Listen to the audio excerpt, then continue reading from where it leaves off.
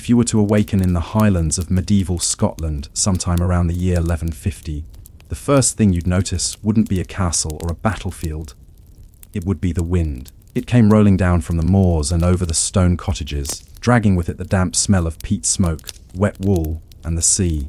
The sound was not dramatic, not like in tales of warriors and kings. It was steady, eternal, and, above all, ordinary.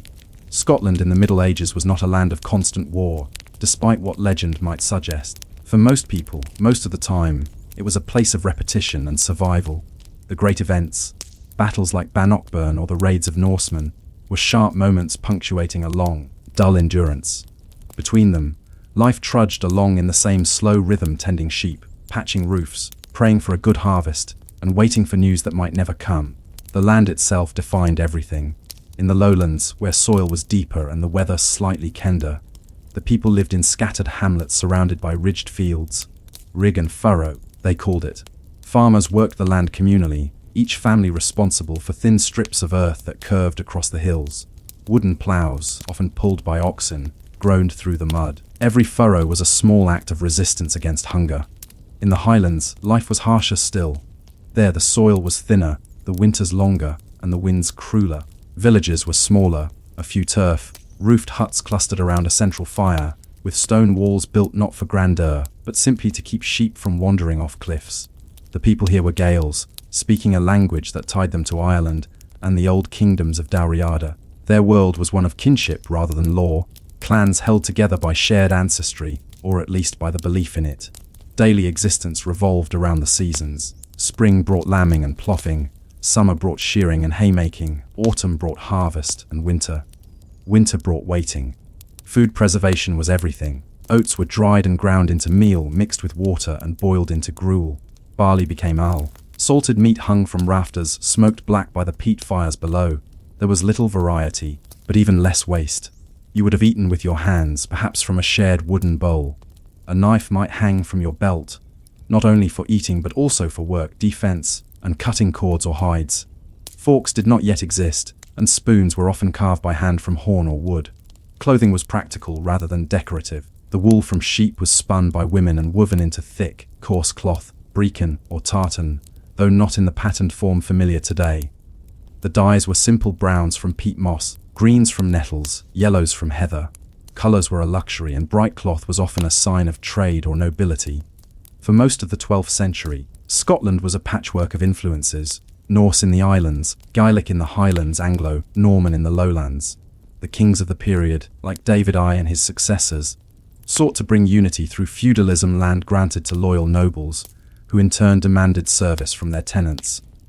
Yet for the people living in a thatched hut of wattle and daub, this shift was distant, almost invisible. A different lord's name might be mentioned at the parish church, but little changed in daily life.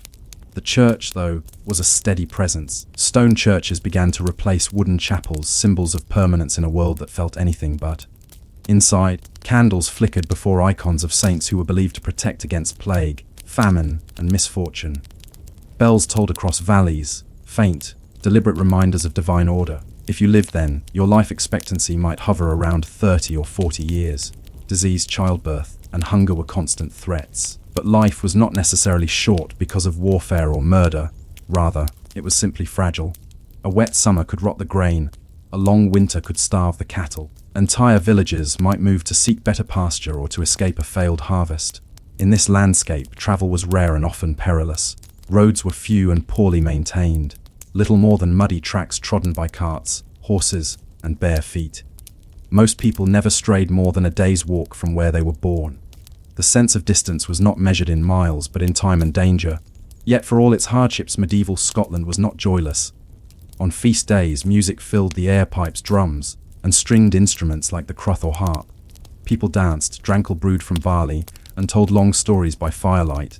Tales of heroes, saints, and monsters. Oral tradition was how history was remembered, long before most could read or write. The spoken word carried memory across generations. A story told by a crofter's grandfather might echo an event from 200 years before, reshaped by each teller until it became less a record and more a mirror, showing not what was, but what people needed to believe had been. Beneath this surface of simplicity lay subtle systems of obligation. Hospitality was sacred. Turning away a traveller could stain one's honour. The clan structure enforced shared responsibility. Every man owed service to his chieftain, and in return the chieftain was expected to protect his people. Justice was local and often brutal. Theft might be punished by mutilation, disputes could be settled by oaths sworn over relics or, more grimly, by ordeal. Written records were rare, but charters and chronicles from monks in places like Iona and Dunkeld give glimpses of this era. They speak of land grants, of abbeys founded on desolate moors, and of the slow crawl of literacy into the highlands. A scribe, hunched over a parchment in the dim light of a monastery, was as vital a part of Scotland's survival as any warrior, for he gave permanence to memory. Castles began to rise too, not the grand stone fortresses of later centuries, but simple wooden motte and bailey structures built atop mounds with palisade walls. These were symbols of the new Norman influence, marks of royal authority in a land still governed by kinship and custom. Around them, small settlements grew: blacksmiths, brewers, tanners, the beginnings of what would become Scottish burghs. Life inside a burgh was slightly easier. Markets allowed trade: saltfish from the coasts, wool from the uplands, iron tools and cloth. Money began to replace barter, though most transactions still involved goods. A penny was a valuable coin, enough to buy several loaves of bread or a day's labour. Despite this slow march towards structure, the average villager lived with uncertainty. A distant lord's feud could mean raids or burned fields. A bad harvest might mean famine. Survival depended less on strength and more on adaptability, on knowing when to sow, when to store, and when to wait. Religion offered explanation, or at least endurance. The natural world was seen as both divine and dangerous. Storms, plagues, and lightning all carried meaning. In remote glens, old pagan customs blended quietly with Christianity. Holy wells were still visited, charms were whispered, and stones carved with crosses stood where older symbols once had. When night fell, true darkness arrived. The only light came from hearth fires and tallow candles, which smoked and sputtered. The world beyond the door was invisible, filled with wind, wolves, and imagination. It was in this darkness that myths were born, not from malice or fear, but from the human need to explain the unseen. Imagine lying on a straw bed, listening to the wind slide around the house. The air smells of peat and wool. The last ember fades, and the world seems to shrink to the space between breaths. Beyond the thick wooden door, the land is unchanged for centuries, silent, damp, and endlessly waiting. This was life in medieval Scotland. Not a story of kings or knights, but of silence, repetition, and quiet endurance. A world where the struggle was not to conquer, but simply to persist through another winter, another hunger, another year of uncertain grace. And yet, by the mid-13th century, something began to change. Stone castles replaced timber, markets grew into towns, and written law started to replace memory. The world was slowly shifting toward something new, toward a Scotland that would, in time, learn to define itself not just through survival, but through identity. Still, for the people who lived in those first centuries, the shepherds, monks, crofters, and fishermen, life was measured not by kings, but by weather. Every dawn brought the same question: would there be enough to last until spring? Perhaps that is the truest measure of history, not in battles won or borders drawn, but in the quiet persistence of those who simply continued. But as trade and faith deepened their roots, and as new rulers rose with foreign titles and foreign ambitions, one question loomed like the mists over the highlands. When the 12th century faded into the 13th, the world of the Scottish commoner began to shift in ways few could fully perceive. The rhythm of life still moved with the seasons, the plough, and the church bell, yet new patterns were forming quietly in the background. Stone replaced wood, coin replaced barter. Kings began to dream not merely of survival, but of control. By the mid-1200s, Scotland was no longer a loose collection of Gaelic clans and Norse settlements. It had become a kingdom in earnest, fragile but real. Its kings, from Alexander II to his son Alexander Q3, sought to weave together a land long divided by language, geography, and inheritance. Their success depended not only on swords and banners, but on parchment, the written word, wielded in charters, seals, and laws. The growth of feudalism brought order of a kind. In this system, land was everything. The king granted estates to lords, earls, barons, bishops, who in turn granted portions to lesser men in exchange for service. The web of obligation was dense and confusing, yet it promised something new: predictability. A man knew his place, and he knew what he owed. For the peasant, this meant continuity but little freedom. The land was no longer his to wander, it belonged to his lord. The serf could not leave without permission, and his labour was his tax. He owed days of work, boon days they were called, repairing the lord's ditches, ploughing his fields, or helping to build new barns and mills. In return, he was allowed to live, to sow, and to keep a small portion of what he harvested. Still, not all were bound. The growing towns, burghs, offered an escape of sorts. There in places like Perth, Stirling, and Edinburgh, merchants and craftsmen carved out a different kind of life. They were free men, bound not to lords but to guilds and charters. Their world was narrower but more secure, regulated by trade laws and watched over by bailies and burgesses rather than knights and reeves. A burgh in 13th century Scotland was a modest thing by modern standards. A few muddy streets clustered around a market cross, a wooden palisade, perhaps a church or small priory. Yet they represented something powerful, the birth of community beyond kinship. People lived not by blood ties, but by profession. Blacksmiths, cobblers, weavers, tanners, bakers. Each trade had its own rules, its own saints, its own rhythms. Markets took place weekly, drawing peasants from the surrounding countryside. There, oats, wool, salted fish, and hides were traded for pottery, iron tools, or imported cloth. The noise, the smells, the chatter, these were the sounds of a world beginning to connect. Money circulated slowly, but it circulated nonetheless. At the same time, the church's influence deepened. Monasteries expanded their lands, building stone abbeys in remote valleys. The Cistercians, in particular, left their mark, practical, disciplined, and efficient. They drained marshes, raised sheep, and turned isolation into industry. In places like Melrose and Dundrennan, their abbeys hummed with quiet labor. Monastic life was not idle contemplation, it was organization. Bells divided the day into hours of prayer and work, matins before dawn, lauds at sunrise, vespers at dusk. Silence reigned, broken only by chanting or the scrape of tools. To the monks, each action, copying a manuscript, feeding cattle, brewing ale, was an act of devotion. They preserved knowledge while others ploughed and fought. Meanwhile, in the castles of stone and lime that began to dot the landscape, the nobility cultivated a very different order. A Scottish castle was not merely a fortress, it was a statement of permanence. Thick curtain walls, narrow arrow slits, and winding staircases made defense possible, but they also symbolized hierarchy. Inside, life followed the lord's timetable. Meals were communal, feasts were rare, and warmth was scarce. The great hall was the heart of the household. Here, the lord received petitions, settled disputes, and presided over meals. The walls might be hung with tapestries, though more often with weapons or hunting trophies. The floors were strewn with rushes, replaced only when the smell demanded it. The air carried the scent of wood smoke, dogs, and roasting meat. Reminders that even among the elite, comfort was relative. The lady of the castle managed everything: provisions, servants, linen, and hospitality. Her duties were endless. Bread had to be baked daily, candles made from tallow or beeswax, clothes washed and mended, and visitors lodged. Even minor nobility lived under the constant pressure of management and appearance. A well-run household was a form of power. Education, though still rare, began to spread among the clergy and nobility. Latin was the language of record and prayer, but Scots and Gaelic persisted in daily speech. The educated few could read the law, draft charters, and interpret the ever-growing bureaucracy of royal government. By the 1270s, Scotland's administration had become sophisticated, small but capable. Yet history has a way of undoing what it builds. In 1286, King Alexander II rode home one stormy night along the coast near Kinghorn. He was newly remarried, and his court was at peace. But the darkness was deep, the road narrow, and his horse stumbled near a cliff. By dawn the king was dead. With him died a generation of stability. His heir, the young Margaret, known as the Maid of Norway, was a child living across the sea. Her death 4 years later triggered what would become one of the most turbulent periods in Scottish history: the Wars of Independence. But before the banners of Bruce and Balliol were raised, before the English marched north, there was confusion. Slow, bureaucratic, legal confusion. The lords of Scotland, uncertain of who should inherit, appealed to Edward I of England for arbitration.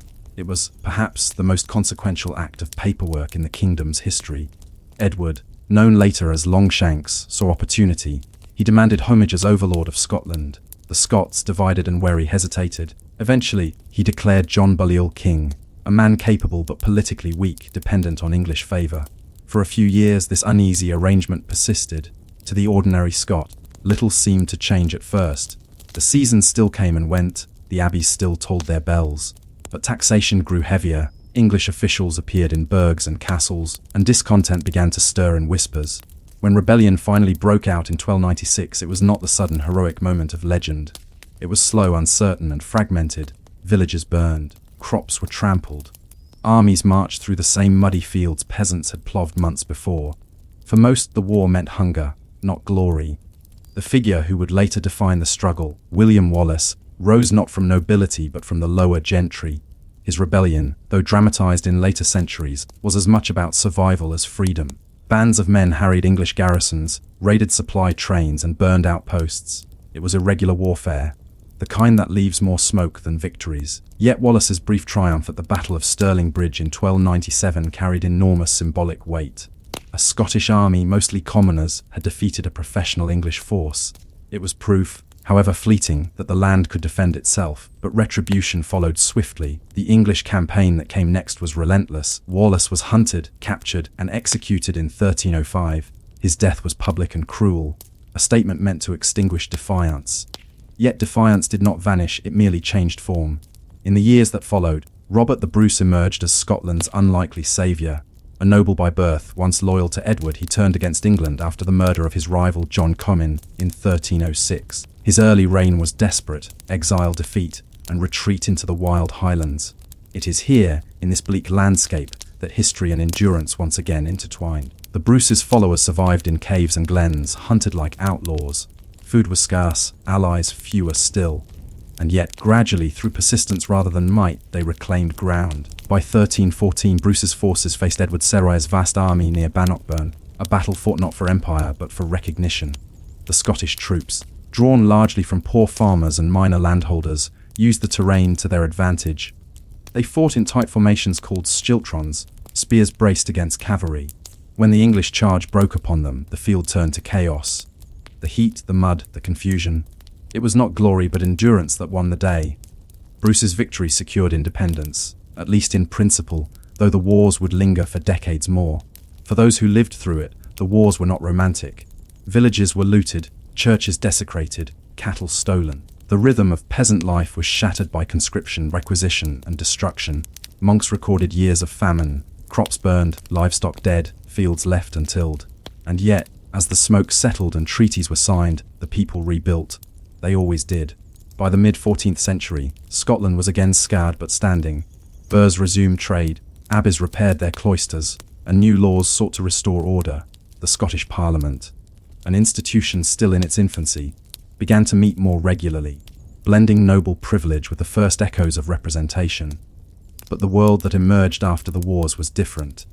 The old feudal loyalties had been tested and weakened. The idea of Scotland as a nation had begun to take hold, not merely a territory, but a shared identity forged in hardship.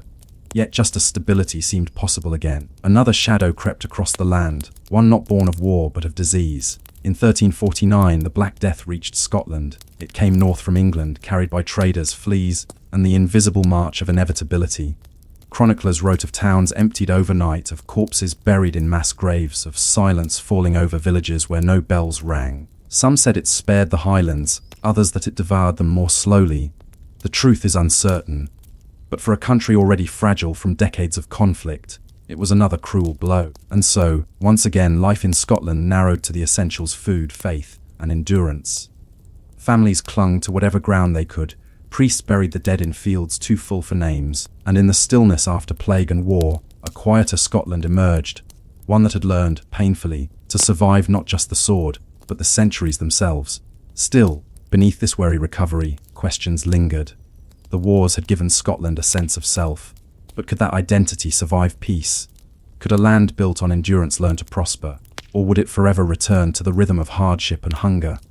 The plague years left Scotland altered in ways deeper than any battle ever could.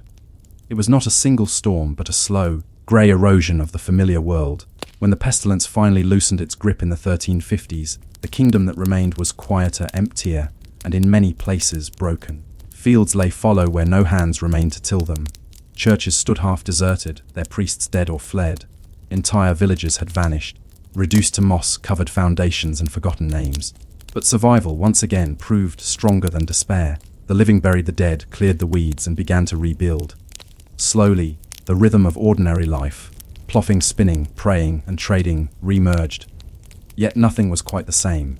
the aftermath of plague before the Black Death, the Scottish countryside had been dense with people relative to its resources. Afterward, there was land enough for the living, perhaps too much. Labour became scarce, and in that scarcity lay quiet power. Serfs and tenants who once had little choice now found themselves able to bargain. Landlords, desperate to keep their fields productive, offered better rents, more freedom, or even outright ownership in exchange for loyalty. This shift did not happen overnight, nor evenly across the land. In the lowlands, near the burghs and monasteries, the change was quickest. The old feudal duties weakened, replaced by money rents. In the highlands, where kinship and clan still ruled, life remained more bound to custom. But everywhere, the sense of hierarchy began to loosen, imperceptibly, like frost retreating from stone. The Scottish crown, still fragile after years of conflict, watched this transformation with both hope and unease. King David Tywey, returning from English captivity in 1357, faced a kingdom exhausted but alive. His reign, though marked by taxation and intrigue, symbolised endurance, the ability of Scotland to persist however battered. By the time of his death in 1371, a new dynasty began, the Stuarts. Their rise marked a turning point, not just in royal lineage but in national consciousness.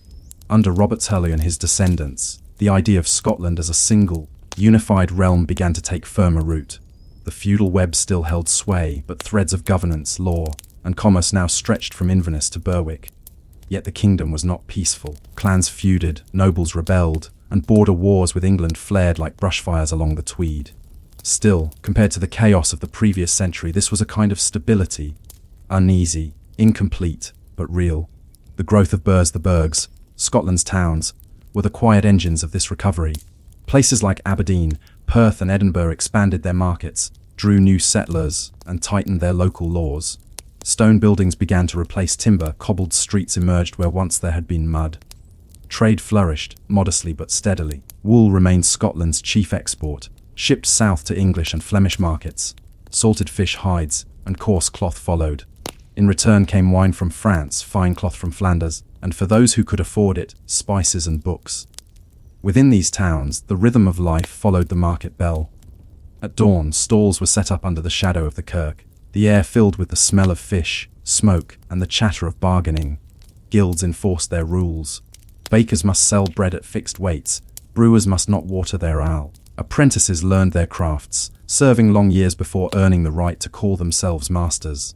Life in a burg was cramped, noisy, and often foul-smelling, yet it carried a pulse of purpose that the countryside lacked. To walk through Edinburgh in 1400 was to hear Latin in the schools, French in the court, Scots in the streets, and Gaelic in the voices of Highland traders. It was a microcosm of the nation itself, diverse, divided, yet interconnected. The church, too, continued to shape daily existence. Cathedrals and abbeys dominated skylines, symbols of endurance amid decay. St. Andrews, the heart of Scotland's ecclesiastical life, drew scholars, priests, and students from across the realm. In 1413, a papal bull formally established the University of St. Andrews, Scotland's first. It was a sign that the written word, once confined to monks, was now spreading to laymen. Yet religion was not purely academic. Parish life remained deeply local. The Sabbath dictated the week, saints' days marked the calendar. Bells tolled for mass, funerals, and festivals. The dead were buried close to the church walls, their names carved into rough stone if they were lucky, remembered only in prayer if they were not. The return of the Highlands. While the lowlands modernized, the Highlands held fast to older ways. The clans, MacDonalds, Campbells, Mackays, Mackenzies, and others, ruled their glens through kinship rather than law. Land was not owned but shared, granted by the chieftain's favour and defended by loyalty. To the crown, the Highlands were both part of the kingdom and apart from it. A region difficult to govern, rich in cattle and pride but poor in obedience. Royal charters might define borders on parchment, but in the heather and mist, power was measured by how many swords a man could summon. Still, trade linked even these remote regions to the wider world. Drovers led cattle from highland pastures to southern markets. In return came salt tools and the occasional luxury, a bolt of fine cloth, a cask of French wine, a handful of coins that carried the king's face. It was a hard, often violent life, but not without its rhythms of hospitality and honour. Feasting remained central, roasted beef, oatcakes, ale, and songs that carried histories far older than any chronicle. Bards preserved lineage through verse, oaths were spoken by firelight, binding men to kin and chieftain. To outsiders, it was a primitive world, To those within it, it was a complete one, guided not by parchment law but by memory, pride, and landscape. Kings, captivity, and court intrigue. The Stuart kings ruled a realm always on the edge, geographically and politically. James I, crowned after years of English captivity in 1424, sought to impose royal authority on fractious lords. He reformed the law, built bridges, and tried to curb the power of the great magnates. But ambition breeds resentment. In 1437, conspirators murdered James in Perth, a grim reminder that kingship in Scotland was rarely secure. His successors fared little better. James C fought the Douglases, James III quarrelled with his nobles, and James IV, bright, cultured, and daring, would later lead the nation to both pride and ruin at Flodden in 1513. But these later tragedies lay ahead. In the 15th century proper, Scotland was still finding its footing. Parliament met more frequently. Written law replaced memory and oral oath. Sheriffs and justiciars extended royal justice beyond the lowlands, if only unevenly. The idea of the common good began to take shape. That governance was not only for kings and lords, but for the land and people itself. The crown's growing bureaucracy needed literacy, and so clerks, scribes, and notaries became essential. In royal burghs, documents multiplied. Contracts, charters, petitions. Ink became a tool of governance as vital as the sword. The texture of daily life for the common Scot, though, the centuries' grand politics mattered only in echoes. Life was still dictated by daylight, weather, and custom. A typical peasant's house was built of wattle and daub, roofed with turf or thatch. Smoke drifted through a hole in the roof, curling among beams blackened by years of fire. The hearth was central, warmth, cooking, and light all in one.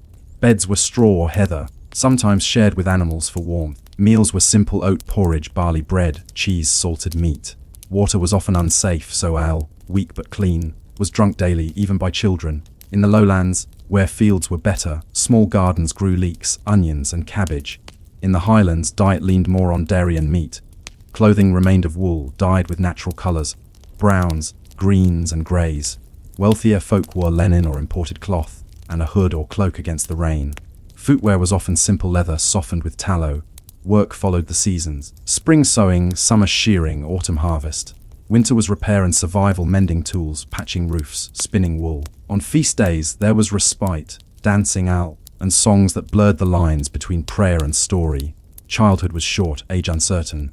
Marriage often came young, death came early. Yet between birth and burial, life held small joys. A good harvest, a new calf, a neighbour's kindness. The quiet renaissance by the late 1400s, Scotland was changing again, slowly and almost imperceptibly. The long peace under James III and IV brought a measure of prosperity. Trade with Europe deepened. Ships from the Netherlands and France docked at Leith and Dundee. Architecture grew more ambitious. Fortified tower houses, stone kirks, and universities. In Edinburgh, poets like Robert Henryson and William Dunbar wrote in the Scots tongue, crafting verses that mingled wit with melancholy. Learning, once confined to abbeys, now reached merchants and courtiers. Books circulated, still rare, still precious, but no longer miracles. Even in rural parishes, priests began to keep more detailed records: births, marriages, deaths. The written word was anchoring itself in the lives of ordinary people. By 1500, Scotland was both ancient and newborn. A land still scarred by its brutal past, yet poised at the threshold of something else. The centuries of survival had built a resilience deeper than wealth or power. Reflections on endurance. To look back on medieval Scotland is to see not a single story, but a tapestry woven of endurance. Every thread, a crofter's thatched roof, a monk's illuminated page, a drover's long walk south, contributed to the slow, steady formation of a people. The land itself shaped the soul of the nation. The wind and rain that battered fields and stone walls also forged patience. The long winters taught thrift, the rare summers taught gratitude. Faith and fatalism mingled in every prayer, every superstition, every whispered charm against misfortune. And through it all, one truth endured. Life in medieval Scotland was rarely grand, but it was profoundly human. Beneath the noise of kings and wars lay the quiet persistence of ordinary people, tilling, mending, believing, enduring. When the sun rose over the heathered hills, when smoke drifted from a croft roof, when the bells of a distant abbey marked another hour, it was not the clamour of history that filled the air, but the murmur of survival. The people of medieval Scotland lived in a world that was often cold, cruel, and uncertain.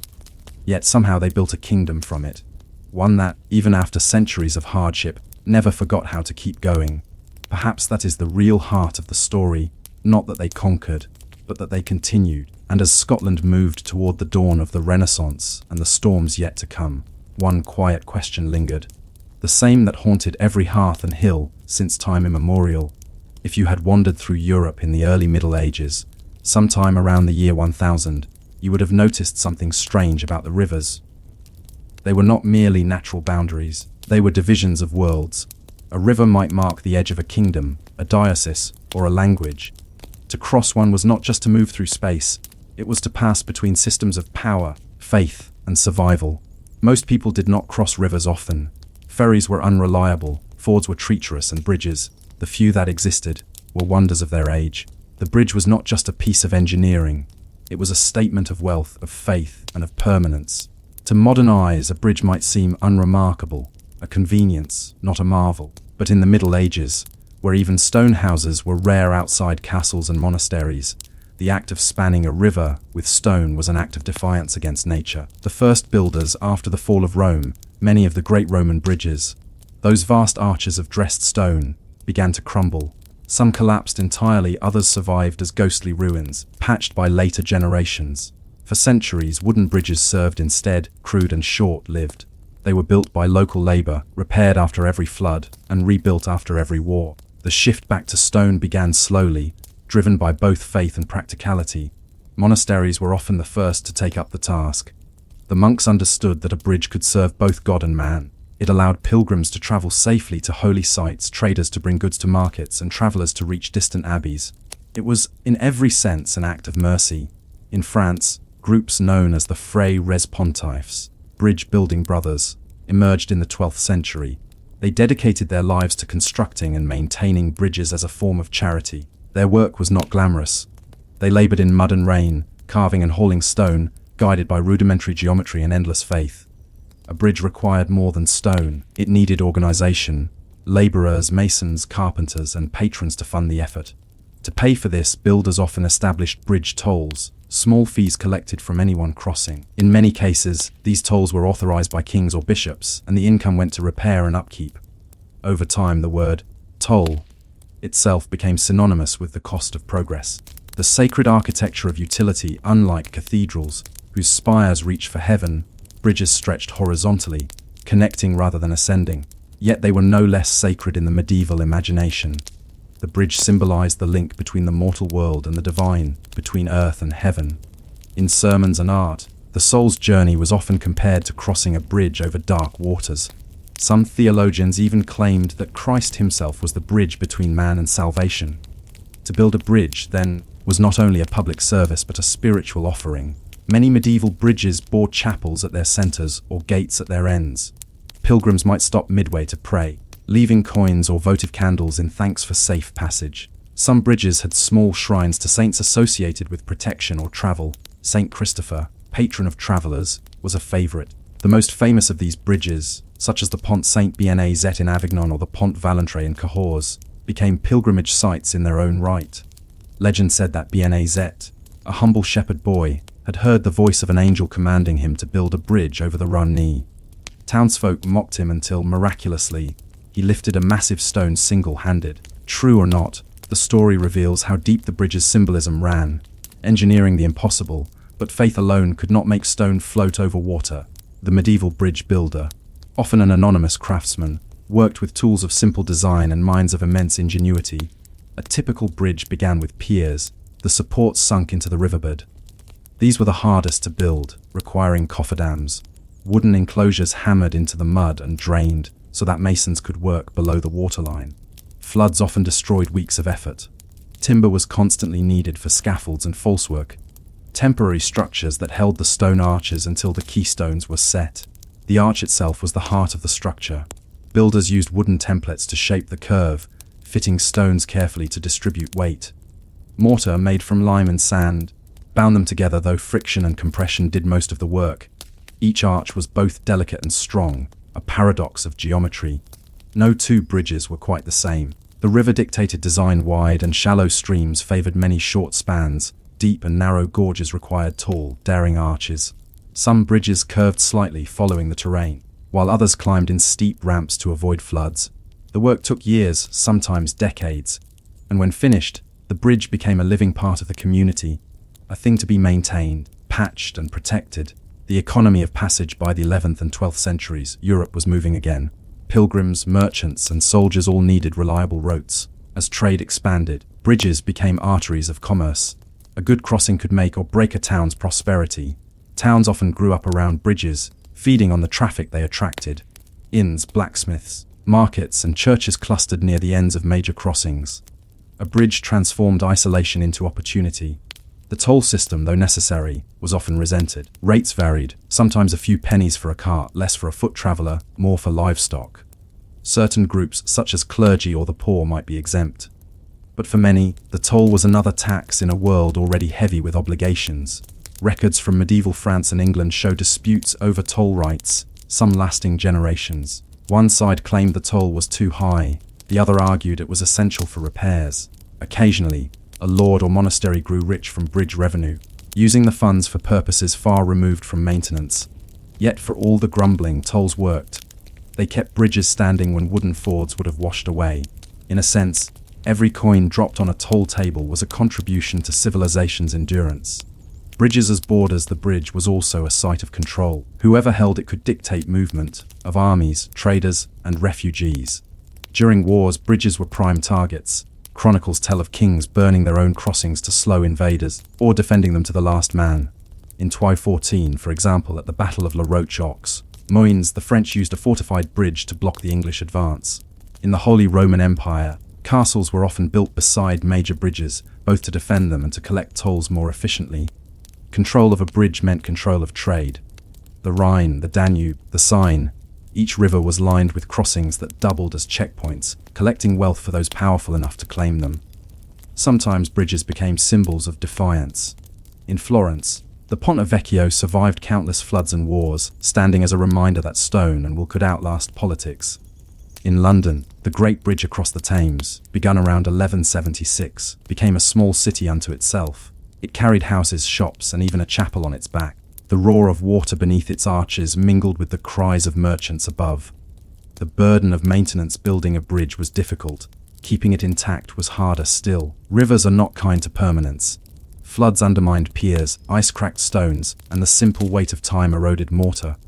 A neglected bridge could collapse without warning, taking carts, animals, and people with it.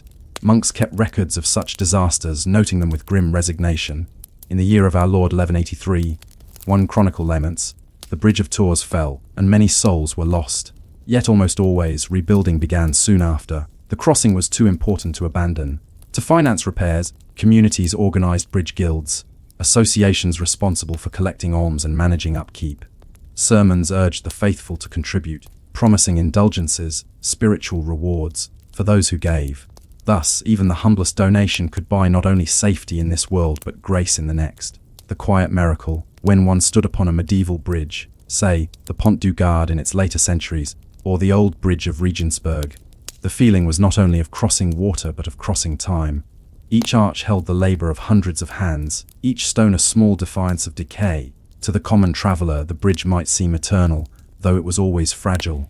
It demanded care, attention, and belief. And yet, it endured, like the monasteries, like the villages, like the stubborn human will that refused to be confined by the river's edge.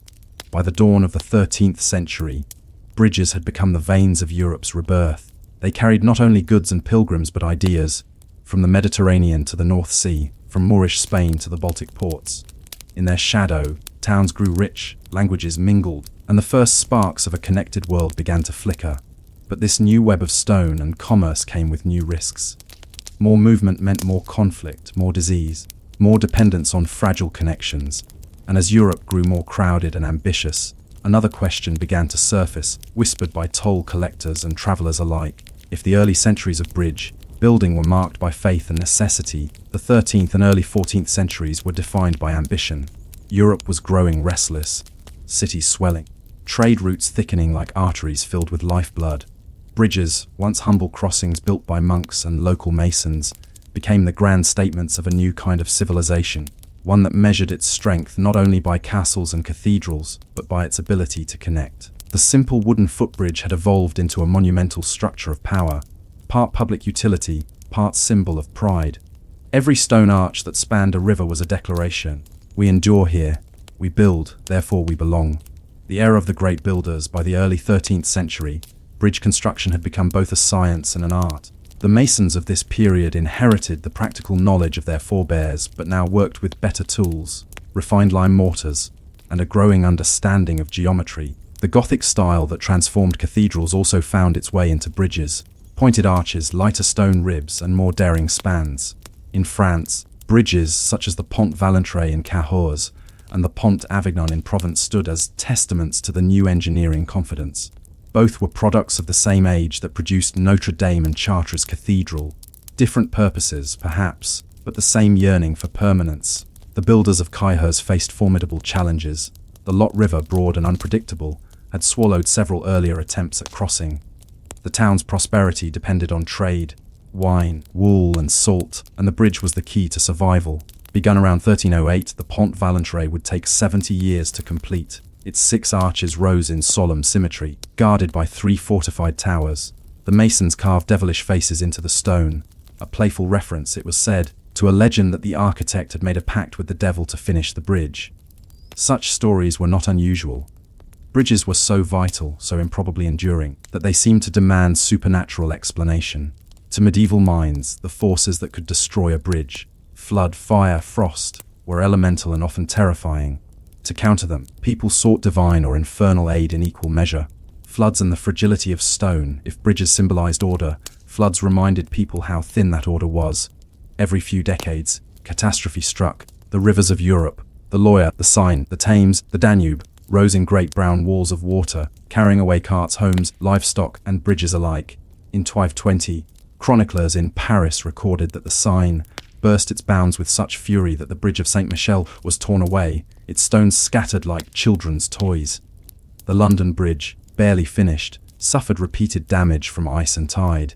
Towns along the Rhine built protective embankments, but nature always found a way through. A destroyed bridge could cripple a region for years. Without it, merchants detoured miles out of their way, pilgrims turned back, armies faltered. Repairs were slow, costly, and often dangerous. Whole communities were summoned for labor. Men worked knee-deep in icy mud, hauling blocks of limestone or oak timbers as priests prayed for mercy beside the riverbank. The church, ever present, used such disasters to remind the faithful of humility. Bridges, one abbot wrote, "Ere but the vanity of men, built in defiance of the flood that God sends." And yet, inevitably, they rebuilt. Because the alternative was worse isolation. Bridge chapels and the traffic of souls, and by the 13th century, bridge chapels had become common throughout Europe. These were small sanctuaries perched at the midpoint of great crossings, often dedicated to saints associated with travelers or mercy. The most famous, the Chapel of St. Thomas on London Bridge, was a modest yet ornate structure of stone and stained glass, its bells ringing above the roar of the Thames. For the weary traveller, such chapels offered more than a place of prayer. They were a reminder that every crossing, physical or spiritual, required faith. Some chapels even housed relics, encouraging pilgrims to pause and donate coins for both the upkeep of the bridge and their own salvation. It was not unusual for a priest to live permanently in these chapels, tending to both souls and structure. Records mention Brother William of Worcester, who served for 40 years on the Severn Bridge, collecting tolls by day and saying Mass by night. When he died, the townsfolk buried him beside the bridge, for he had crossed much and gone nowhere. There was something poetic and profoundly human in this mingling of the sacred and the practical. The bridge was a place of movement, yet also of waiting, of worldly purpose and eternal contemplation. The toll houses and the politics of passage. As bridges multiplied, so too did the toll houses, small stone lodges where fees were collected from travelers. What began as a simple maintenance measure evolved into a complex system of rights, exemptions, and corruption. In theory, tolls supported the upkeep of the structure. In practice, they became lucrative assets, traded, inherited, and occasionally stolen. Nobles demanded privileges, monasteries negotiated exemptions, merchants complained bitterly of unfair rates. One can almost imagine the scene: a cold morning on the Pont Saint Esprit, a line of carts waiting to cross, oxen steaming in the chill air. The toll keeper, often a stern man in a thick wool cloak, stands with his abacus and ledger, weighing disputes. A pilgrim pleads for mercy. A merchant protests the fee. A knight demands passage without payment. Behind them, the river flows indifferent as it has for millennia. At times, The right to collect tolls was granted to individuals or families in exchange for promises of repair. Some became dynasties of toll keepers, passing the post from father to son. Others abused their privilege, enriching themselves while the bridge decayed. This tension, between public need and private profit, was one of the defining struggles of the medieval economy. Bridges as stages of history. The bridge, though static, was a witness to motion, of armies, refugees, and the endless ebb of human life. When the Crusades were in full swing, the great crossings of Europe were choked with men bound for the Holy Land. Chronicles tell of columns of soldiers crossing the Danube and the Bosporus, their banners fluttering, their armor glinting in the morning light. On the return, the same bridges bore pilgrims and relics, some holy, some fraudulent. In the 14th century, during the 100 Years' War, bridges became strategic prizes. To hold a crossing was to control an army's advance. At Orléans, the fight for the bridge over the Loire became the centerpiece of Joan of Arc's campaign. The French, desperate to reclaim the structure, threw themselves against the English defenses. When the bridge finally fell to the French, it marked not just a military victory but a symbolic one, the restoration of a path, a lifeline to the heart of France. Meanwhile, far to the north, the old bridge of Regensburg on the Danube became the model for bridge building throughout the Holy Roman Empire. Constructed in the 12th century, it remained the pride of Bavaria. Pilgrims bound for the east used it, as did traders from Venice and Nuremberg. Over the centuries, its stones were worn smooth by countless feet, merchants, crusaders, beggars, and kings alike. The bridge as marketplace. As commerce flourished, many bridges evolved into bustling centers of trade. The London Bridge became the most famous of all, a city within a city. By the 13th century, it carried not only houses but full shops, taverns, and workshops. Bakers, barbers, and booksellers all competed for space on its narrow thoroughfare.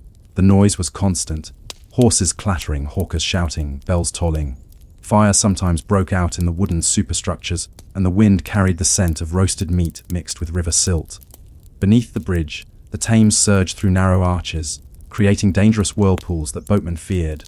Still, life went on. Children played among the stalls, apprentices swept the cobbles, and priests gave sermons from open windows. The bridge was not only a crossing, it was a world suspended over water. In other towns, too, bridges became extensions of the market.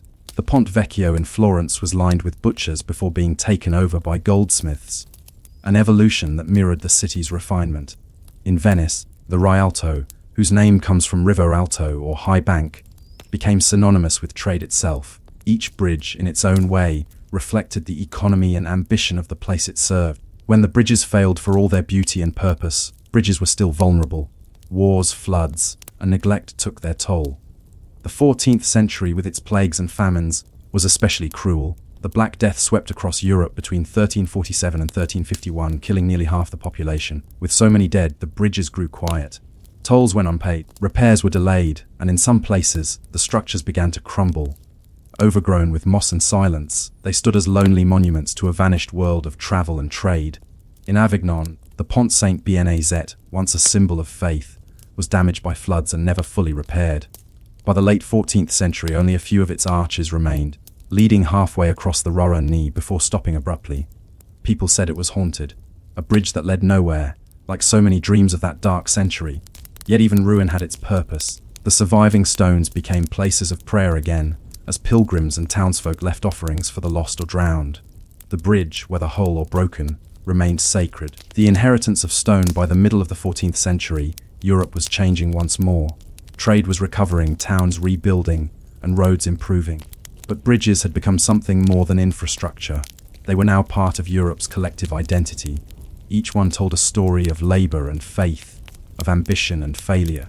The masons who had built them rarely lived to see them finished, yet their work outlasted empires. And when people crossed these bridges, when merchants rattled their carts over worn cobbles, when lovers paused to look down at the water, they participated in a continuity older than memory. Still, for all their endurance, the bridges of the Middle Ages could not escape time. They needed care, funding, and purpose. And as trade routes shifted and new technologies emerged, some fell into disuse, while others were transformed. The medieval bridge had carried Europe from isolation into connection. But now, in the coming centuries, new challenges would rise. Bridges of empire, of industry, of iron and ambition. For now, though, in the quiet of the 14th century, As the last light fades over the river lot and the toll keeper closes his ledger, one question lingers in the damp evening air. By the mid-14th century, Europe was a continent in recovery, scarred but stirring. The Black Death had passed, leaving silence where there had once been bustling towns and crowded marketplaces. The bridges that had survived those grim years stood as mute witnesses to both loss and endurance. In their shadow, new generations were learning to live differently. Fewer hands meant higher wages, and with prosperity came rebuilding. Roads were improved, trade revived, and bridges, those old arteries of civilization, began once more to carry the lifeblood of Europe. But they would never be quite the same again. The world that emerged after the plague was more practical, more curious, and more ambitious. It was a world that would begin to test the limits of stone. The last great stone builders, the late Middle Ages, still produced masterworks of masonry. In Spain, the Puente de San Martin in Toledo rose in majestic form across the Tagus River, a single, daring span of over 40 meters. Its construction required such precision that legend claimed the builder's wife destroyed the scaffolding at night so her husband could rebuild it before inspection, saving him from disgrace if it failed. Such stories remind us that even at the height of technical skill, bridge building was a precarious business. A single miscalculation, a weak foundation, or an unexpected flood could ruin years of labor. Yet somehow the bridges stood. In Italy, the Ponte della Maddalena, often called the Devil's Bridge, curved elegantly over the Circio River. Its high central arch, so improbable that locals insisted the devil himself had helped finish it. These structures were not mere passages but acts of imagination, as much art as engineering. But something was changing. The mason's law, passed down by apprenticeship and guarded by guilds, was now being challenged by scholars who measured angles, calculated loads, and drew plans on parchment instead of relying on instinct. The age of empirical science was dawning, and with it came the slow fading of the medieval mason's mystique, replaced by a new kind of mind, one that sought not divine inspiration but mathematical certainty. The Renaissance and the rebirth of calculation. As Europe awakened intellectually, bridges became laboratories for geometry, physics, and aesthetics. In Florence, artists like Leonardo da Vinci sketched revolutionary bridge designs, parabolic arches, self-supporting frameworks, and even vast single-span bridges intended for distant empires. Though many of his ideas remained on paper, they showed the shift from sacred symbolism to scientific understanding. Elsewhere, engineers like Filippo Brunelleschi, who built the Great Dome of the Florence Cathedral, applied their architectural genius to bridge design as well. They studied Roman ruins for clues, measuring the exact curve of ancient arches, rediscovering techniques of concrete and hydraulics that had been lost for 1,000 years. The result was not merely stronger bridges, but more elegant ones. The Renaissance sought harmony between utility and beauty. The bridges of this era began to reflect that. Cleaner lines, precise symmetry, and proportion drawn from classical ideals. The Ponte Santa Trinita in Florence, for example, built in the 1560s, remains one of the most graceful stone bridges in the world. Its flattened elliptical arches defied conventional Gothic form, making it appear as light as air despite being made of solid masonry. It was not just a crossing, it was a philosophy in stone. And yet, while artists and architects celebrated these achievements, another quiet revolution was stirring in the background, one that would eventually make their stone masterpieces obsolete. The toll keepers of a changing world. By the 15th century, the system of bridge tolls had grown complex and sometimes contentious. The great trading cities, Venice, Florence, Bruges, and Antwerp, depended on their bridges, but they also recognized that tolls could hinder commerce. Merchants began to argue that freedom of movement was essential to prosperity. A few rulers agreed. In France, certain tolls were abolished under royal decree. In England, Parliament debated their fairness. Still, tolls endured, particularly on older routes. A bridge was expensive to maintain, stone cracked, mortar weakened, weeds crept into joints. Each winter brought frost and flood, each spring new repairs. For those who lived near these structures, the work was endless. At the same time, the bridge had become a kind of social microcosm. It was where announcements were posted, deals struck, and punishments displayed. Criminals were sometimes executed or their heads displayed on bridge gates, a grim warning to all who crossed. London Bridge, the most famous of all, was notorious for this practice. By the early 1500s, the heads of traitors, spiked, tarred, and blackened by weather, lined its southern gate. Beneath them, life went on as usual. Fishmongers hawked wares, children played, priests hurried to chapel. The bridge had become both the heart and the conscience of the city. And yet, beneath the commerce and noise, the river still whispered its slow, indifferent song, as if reminding all that stone, like flesh, was temporary. Bridges of empire. As European kingdoms grew into empires, bridges became tools of control. Roads extended farther, reaching colonies, mining towns, and distant ports. Military engineers, trained in new academies, applied their discipline to bridging rivers for conquest. In Spain, the reconquest of Moorish lands led to the repair and expansion of many bridges, vital for moving troops and supplies. In the Low Countries, canals and bridges were central to the Dutch mastery of water. Their expertise in hydraulic engineering would later astonish all of Europe. But nowhere did the meaning of the bridge shift more dramatically than in England, where the old medieval structures gave way to early modern ambition. The Tudors and early Stuarts understood that bridges were not only instruments of trade but emblems of national power. Royal charters now funded new crossings, parishes raised funds collectively, masons were replaced by professional engineers, and slowly iron, once used only for tools and reinforcement, began to appear as a structural material. The age of stone was ending. The coming of iron changed everything. It was stronger than stone in tension and far more adaptable. Where stone demanded arches, iron could span open spaces with delicate trusses and beams.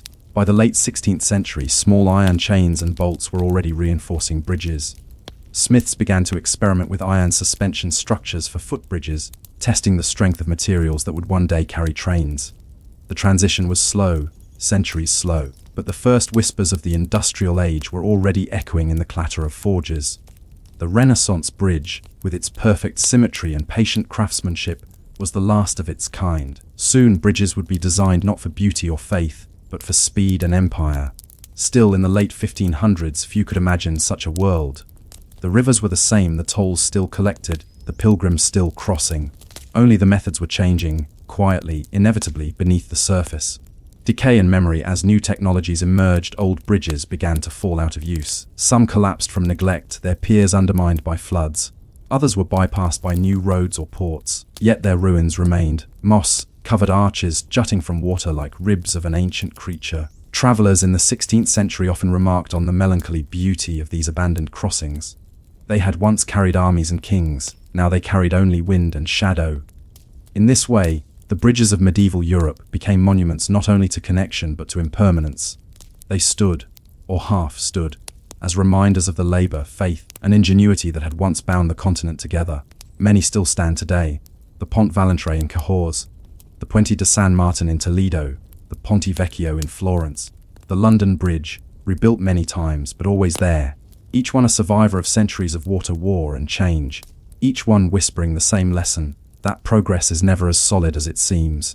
The end of the toll. By 1600, the age of the toll bridge was waning. New forms of taxation and centralized governance made individual tolls seem outdated.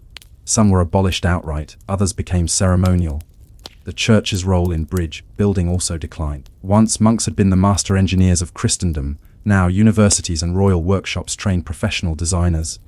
Faith yielded slowly to formula, and yet something of the old reverence remained. Bridges were still blessed at completion. Crowds still gathered to watch the final stone set. The symbolism endured, of crossing, of connection, of human defiance against division. If the medieval bridge had been born from faith and sustained by necessity, its legacy was far greater. It had taught Europe how to cooperate, how to plan, how to persist. It had turned rivers from boundaries into meeting places. Reflection. The bridge as a measure of humanity. To walk across one of those ancient bridges today, to feel the worn grooves of cartwheels and footsteps, is to step into the collective story of civilization. Every crossing is a memory of work done quietly, of lives spent without recognition, of stones laid in the belief that the world could be joined rather than divided. Bridges are the most human of structures. They exist because we are restless, because we cannot bear the separation that nature imposes.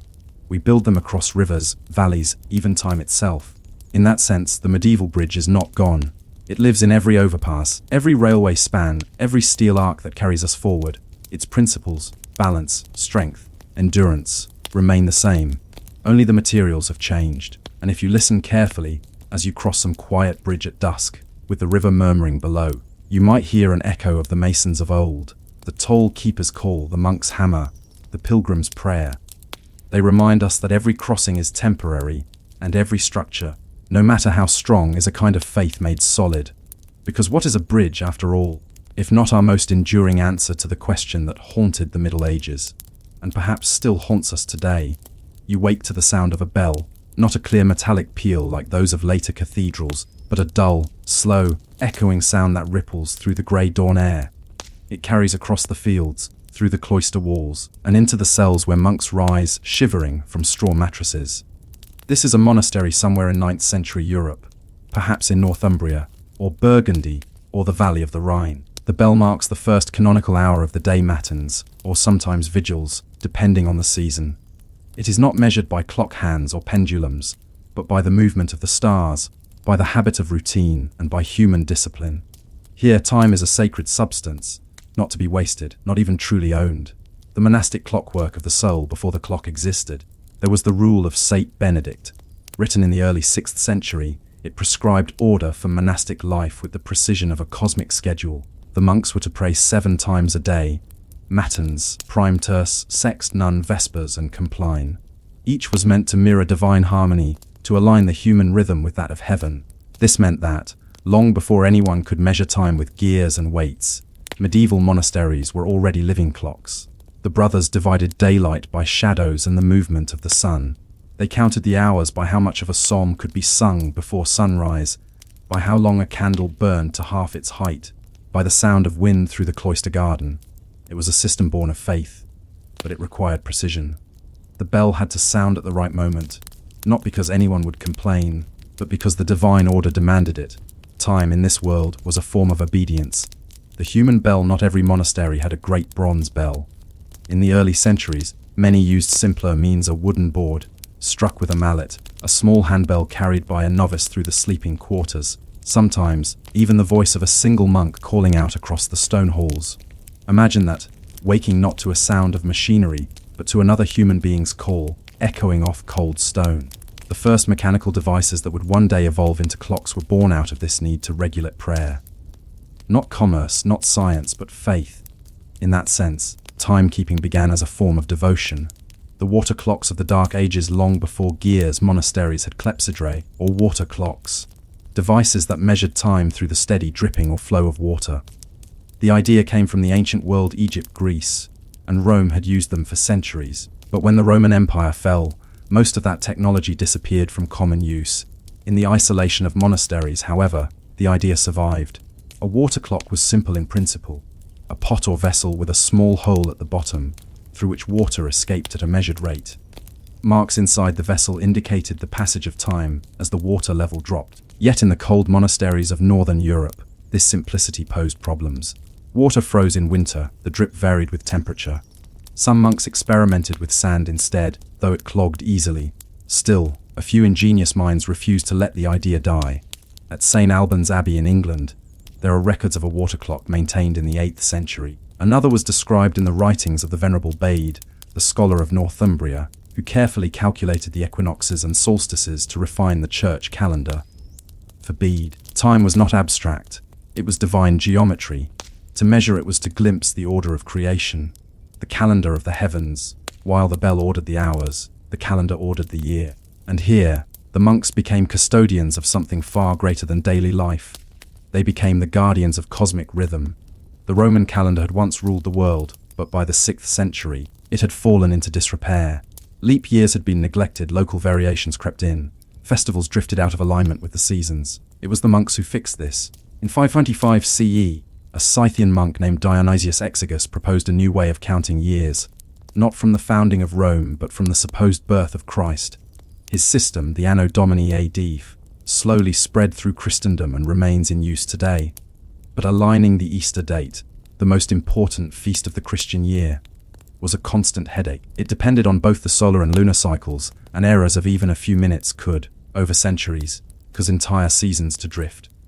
Thus, monasteries became early centers of astronomy, not for curiosity but for accuracy in worship.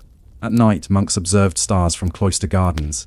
They recorded sunrise and sunset, the phases of the moon, the arrival of solstices. Theirs was not a science of discovery but of duty, a sacred stewardship of time itself. The whisper of mechanisms. By the 10th century, something remarkable was happening. Across Europe, In English abbeys, French priories, and Italian monasteries, water clocks began to grow more complex. Some used gears made of wood to turn dials. Others employed floats that rose and fell with the water, moving simple pointers to indicate hours. But the great leap would come from an unexpected place, from the ringing of bells. To wake the brothers at night without human effort, certain monasteries began experimenting with automatic bell striking devices. A simple idea, but revolutionary. Weights could fall slowly, powered by gravity. Gears could turn at measured rates. A lever could strike a bell.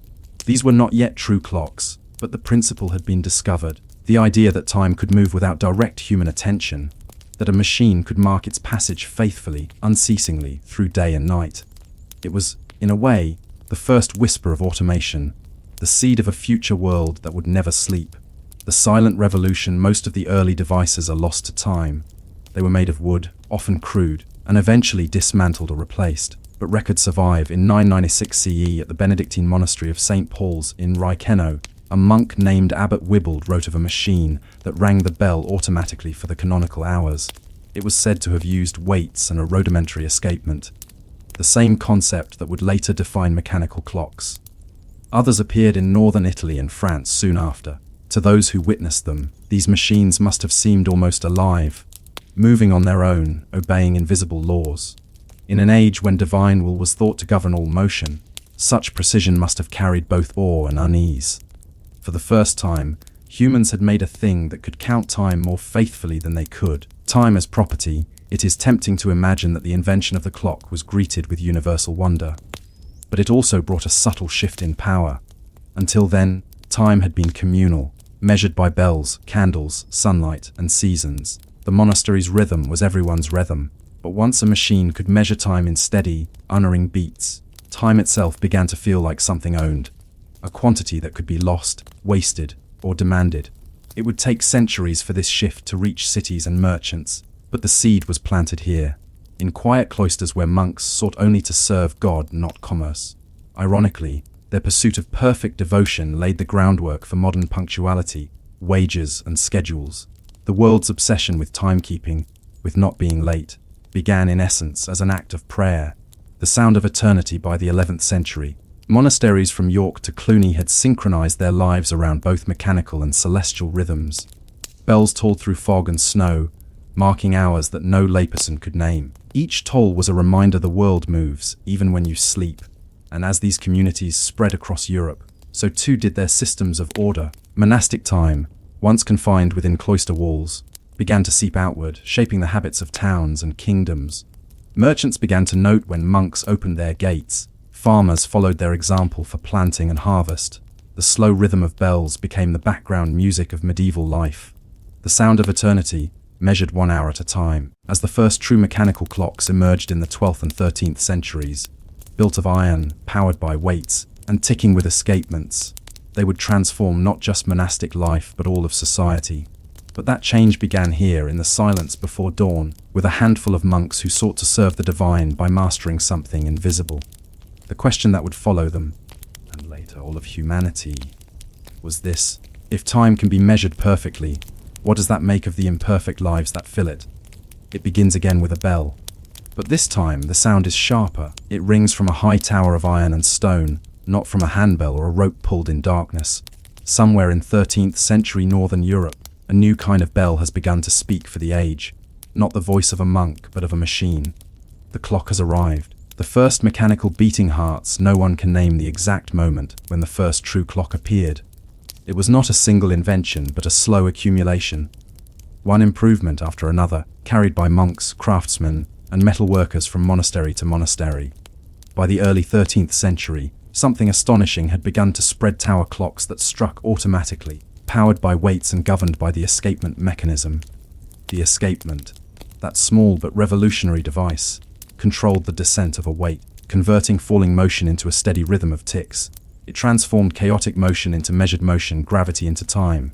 Before it, every clock, water, sand, candle, drifted and faltered.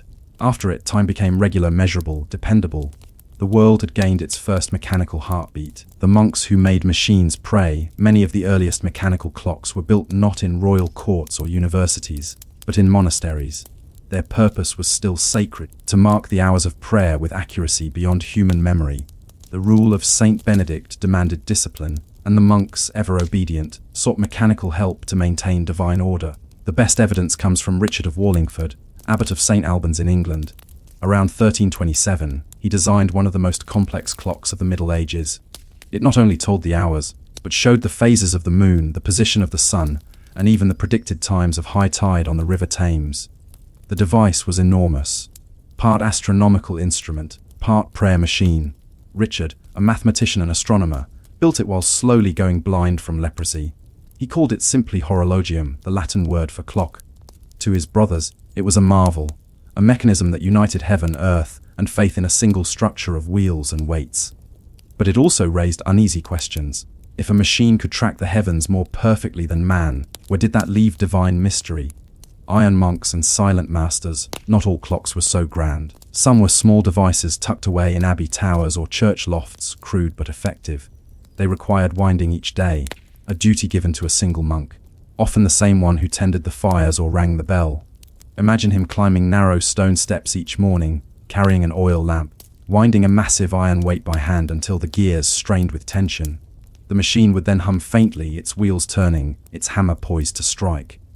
When the hour came, the bell rang, and for those who heard it, monks in their cloisters, peasants in the fields, traders at the gate, the sound meant not just time, but order. The clock became the new voice of authority, a mechanical echo of divine rhythm. It was the first time in history that a machine dictated human behavior on such a large scale. The spread of clock towers. By the late 13th century, mechanical clocks had escaped the monasteries and entered the towns. The first public clocks appeared in Milan c. 1335, Strasbourg c. 1352, and Padua c. 1344. They were huge constructions, heavy, unreliable, often inaccurate, but mesmerizing. Cities competed to build the most magnificent examples. Civic pride was measured not only in cathedrals but in clocks. The new towers became symbols of power, science, and progress. Monuments to the idea that human craftsmanship could imitate the divine. They were often decorated with moving figures, angels striking bells, apostles circling in procession, even small mechanical clocks that crowed at dawn. These automata, the ancestors of robots, turned timekeeping into theatre. People gathered to watch the hour strike, marveling as the figures moved with uncanny precision. It was spectacle, but it was also discipline. The tolling bell regulated market hours, curfews, and workdays. The city itself began to move in time with the clock, and slowly, imperceptibly, the world began to live by measured hours, not by sunlight or stars. Time leaves the monastery for centuries. The hours of the day had been divided unevenly, shorter in winter, longer in summer. The monastic hora canonica were spiritual, not mathematical. But with the coming of the mechanical clock, hours became equal. The day was now 12 hours of daylight, 12 of night, regardless of season. It was a subtle but revolutionary shift. To the monks, it meant more reliable prayer schedules. To the townspeople, it meant more predictable markets. To the craftsmen and laborers, it meant the first taste of measured labor time. In this way, the monastic obsession with order quietly gave birth to the modern notion of productivity. Time, once sacred, was becoming economic. Clocks and cosmic ambition, while the bells marked the earthly hours. Another kind of clock was being built.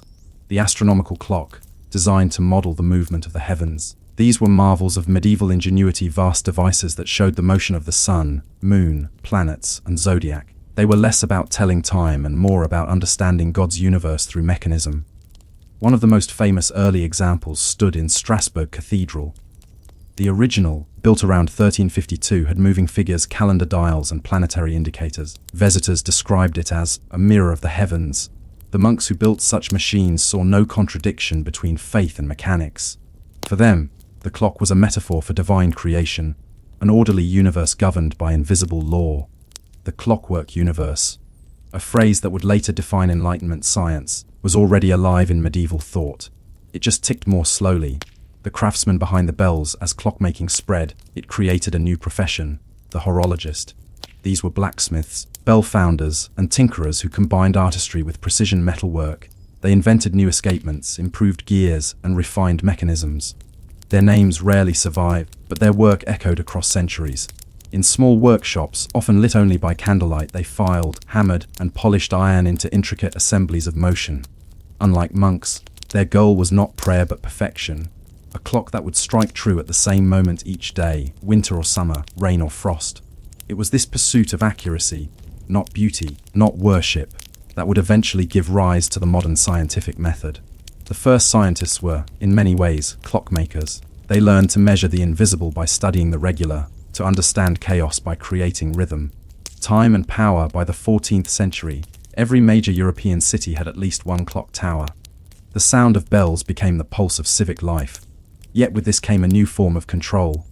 The clock's ringing dictated when bakers could open their ovens, when workers could begin or end their labor, when gates were locked for the night. The machine did not ask, it commanded. In monasteries, this control was spiritual. In cities, it became bureaucratic. The rulers of Florence, London, and Paris soon realized that whoever controlled the clock controlled the people. Thus, civic clocks were often placed on town halls or cathedrals, the physical centers of authority. The sound of their bells was quite literally the voice of governance. And so, a technology born in quiet prayer became the heartbeat of politics. The tick of mortality. There is something haunting in the image of those early clocks. They did not tick as modern ones do.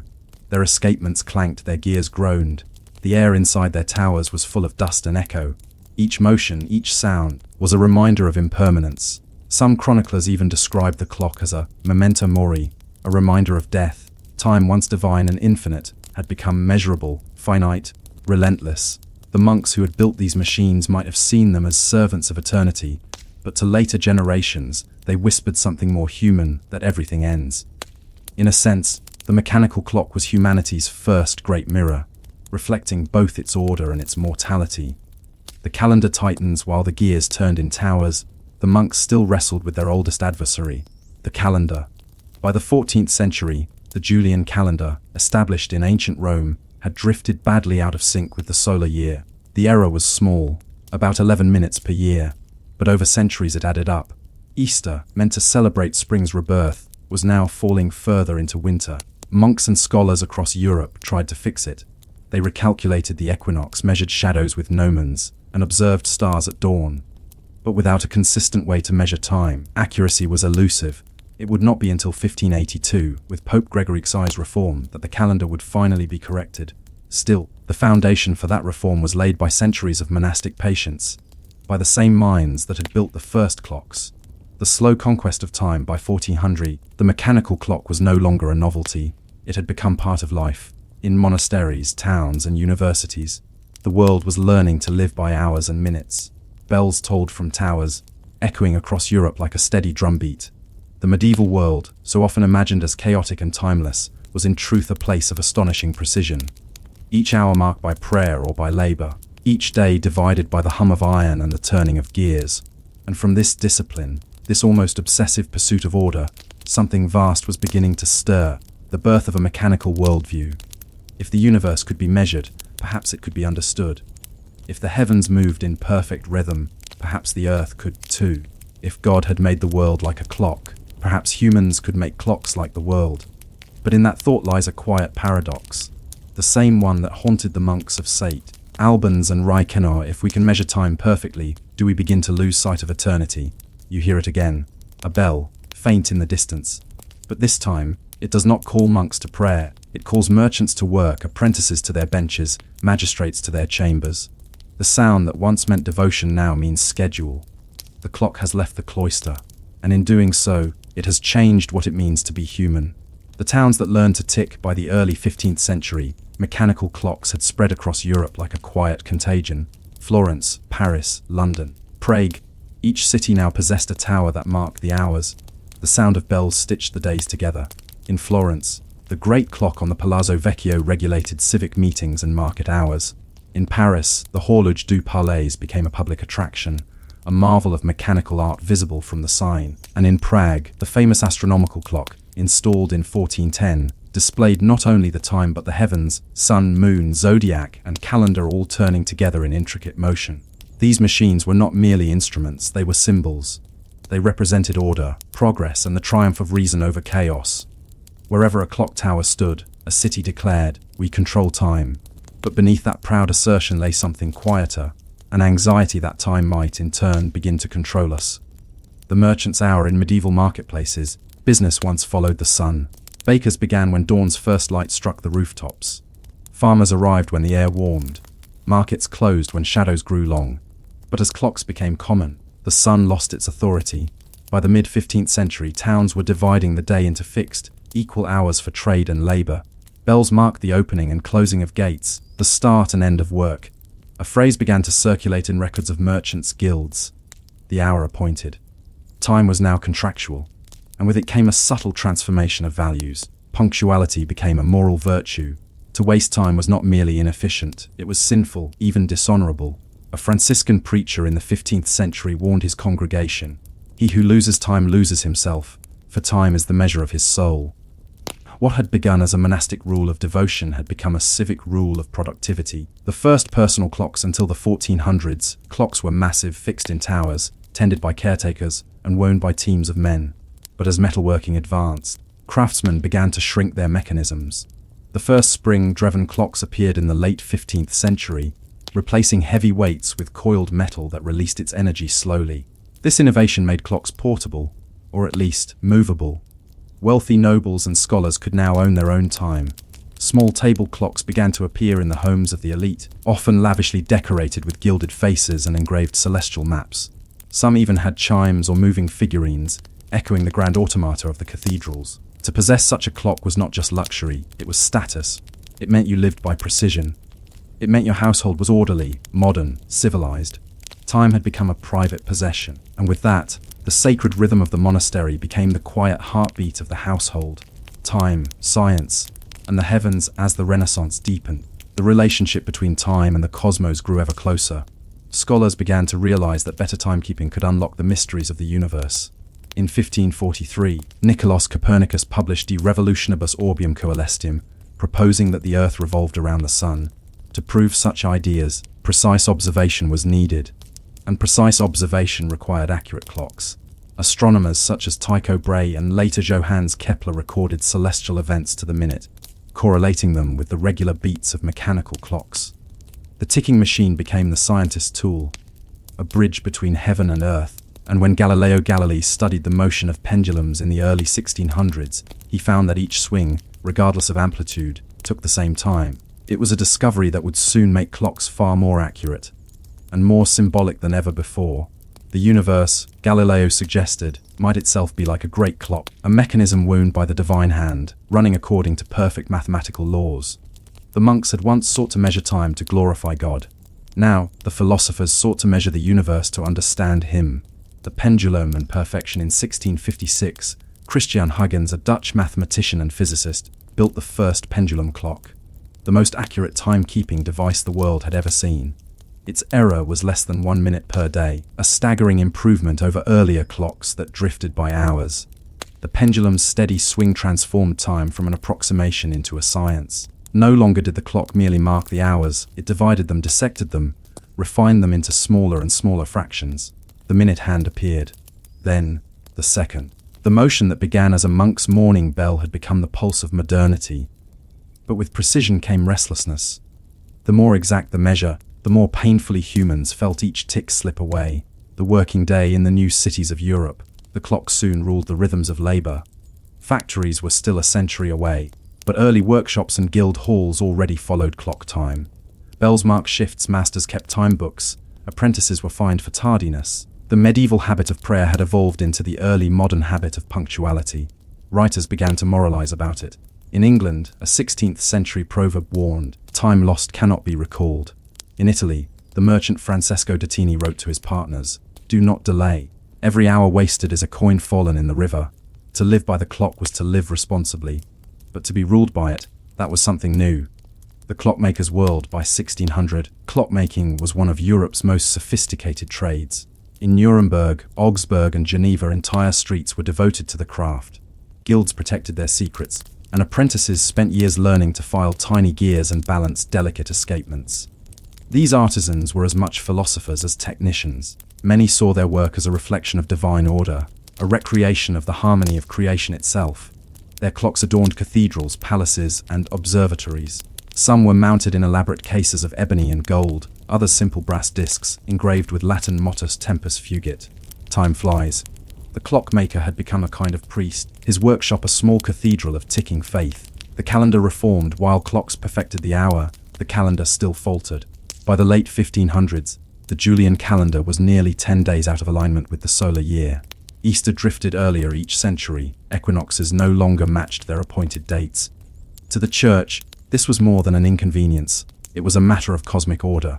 So in 1582, Pope Gregory VI enacted the Gregorian calendar, removing 10 days from the year and adjusting leap years to keep time aligned with the sun. Many resisted at first, some believed the Pope had stolen days from their lives, but over the following century, nearly all of Europe adopted it. For the first time, the entire Western world agreed on time. The monk's bell, the city's clock, and the church's calendar now ticked in unison. Time itself had been unified, not by nature, but by human decision. The shape of the day walked through a European town in the 17th century, and you would hear time everywhere. Bells rang not just from churches, but from watchtowers, schools, courthouses, and ships. Sundials decorated gardens and plazas. Small domestic clocks ticked in parlors and kitchens. The human day, once fluid and seasonal, had been carved into mechanical segments. Morning, noon, evening, night, each fixed by sound and motion. Even sleep began to follow time's command. The old pattern of 2 sleeps, first sleep and second sleep, divided by a waking interval at midnight, began to fade. The regular ringing of bells pressed people toward a single, continuous night's rest. The clock was not merely measuring time, it was reshaping human existence, the loss of eternal time, and yet in monasteries the bells still tolled. The monks of Cluny, St. Gall, and Monte Cassino continued their ancient rhythms of prayer, matins, lauds prime, terce, sext, none, vespers compline, as they had for 1,000 years. But even there, the meaning of time had changed. The machine they had built to honor eternity now marked its opposite, the fleeting, the finite, the measurable. To live by the clock was to accept mortality with precision. Every tick was a reminder that something had passed and could not return. What began as a discipline of the spirit had become the tempo of civilization. The echo of bells, it's easy to forget how loud medieval and early modern Europe was. Each town had multiple bells, each tower a different tone. From dawn to dusk, the air trembled with sound. The bells announced births, deaths, fires, curfews, and prayers. They told of feast days and fasts, of danger and celebration. They were the collective voice of a world learning to live by measurement. And somewhere, perhaps in a monastery far from any city, an old bell still rang by hand, one monk waking another for vigils, the same way it had been done centuries before the first clock tower rose. That sound, half human, half mechanical, is the sound of the medieval world fading into the modern. Reflection. The weight of the hours. When you hold a watch today, ticking quietly against your wrist, you are carrying the echo of 1,000 years of history. Every tick began as a drop of water in a clay pot, every second as a candle burned by a monk in the dark. The first gears turned in stone towers, the first escapements rang for prayer, not profit. The clock was never meant to rule us, only to remind us. And yet, perhaps that's the secret tragedy of timekeeping. The more perfectly we measure time, the more acutely we feel its loss.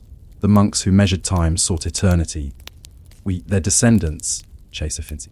But somewhere between those two, between the toll of the bell and the hum of the clock, lies the same question that has haunted humanity since the first monastery counted its prayers. Before gold shimmered in crowns or silk crossed the seas, there was salt, not a luxury, but a necessity, a small, white crystal that kept death at bay. You may not think much about salt now. It rests silently in your kitchen, scattered without thought over food. But there was a time when salt determined where empires rose and fell, where armies marched, and where life could even exist. In the ancient and medieval worlds, salt was the quiet architect of survival. The taste of life humans need salt. It is a biological truth. Without sodium, our bodies cannot balance water, our muscles cannot contract, our nerves cannot send signals. In the early centuries before refrigeration or chemical preservation, salt was the only reliable way to prevent food from rotting. It drew out moisture from meat and fish, halted decay, and allowed storage through long winters or journeys. It also flavored an otherwise dull diet of grains and vegetables. To run out of salt meant starvation. To control it meant power. And from that simple necessity, an entire hidden economy grew. The first roads of salt long before Europe's bustling markets. Ancient civilizations were already built on salt. In China, salt taxes sustained dynasties. In Egypt, salt mummies preserved their rulers for eternity. And across the Sahara, caravans carried salt as valuable as gold. But in Europe, especially in the early medieval period, salt became a matter of geography and survival. It came from three main sources: sea salt, produced by evaporating seawater in shallow pans; rock salt, mined from underground deposits; brine springs, where salt water naturally bubbled up from the earth. Each region had its own salt road, a network of paths and trade routes along which salt moved slowly, from those who had it to those who needed it most. The oldest of these roads in Europe is said to be the Via Salaria in Italy, literally, the Salt Road. It began near the Adriatic coast, where salt was harvested and wound westward toward Rome. The Roman legions marched upon it, guarding the white crystals that preserved their provisions. The very word salary comes from salarium, the allowance Roman soldiers received to buy salt. In a quiet way, every empire begins not with wealth, but with preservation. The saltlands of medieval Europe, when Rome fell, the great salt trade did not vanish, it fragmented. Small kingdoms and monastic communities took control of local salt sources. Each valley, each coast, became its own microcosm of survival. In the 9th and 10th centuries, saltworks dotted the coastlines of France, England, and Italy.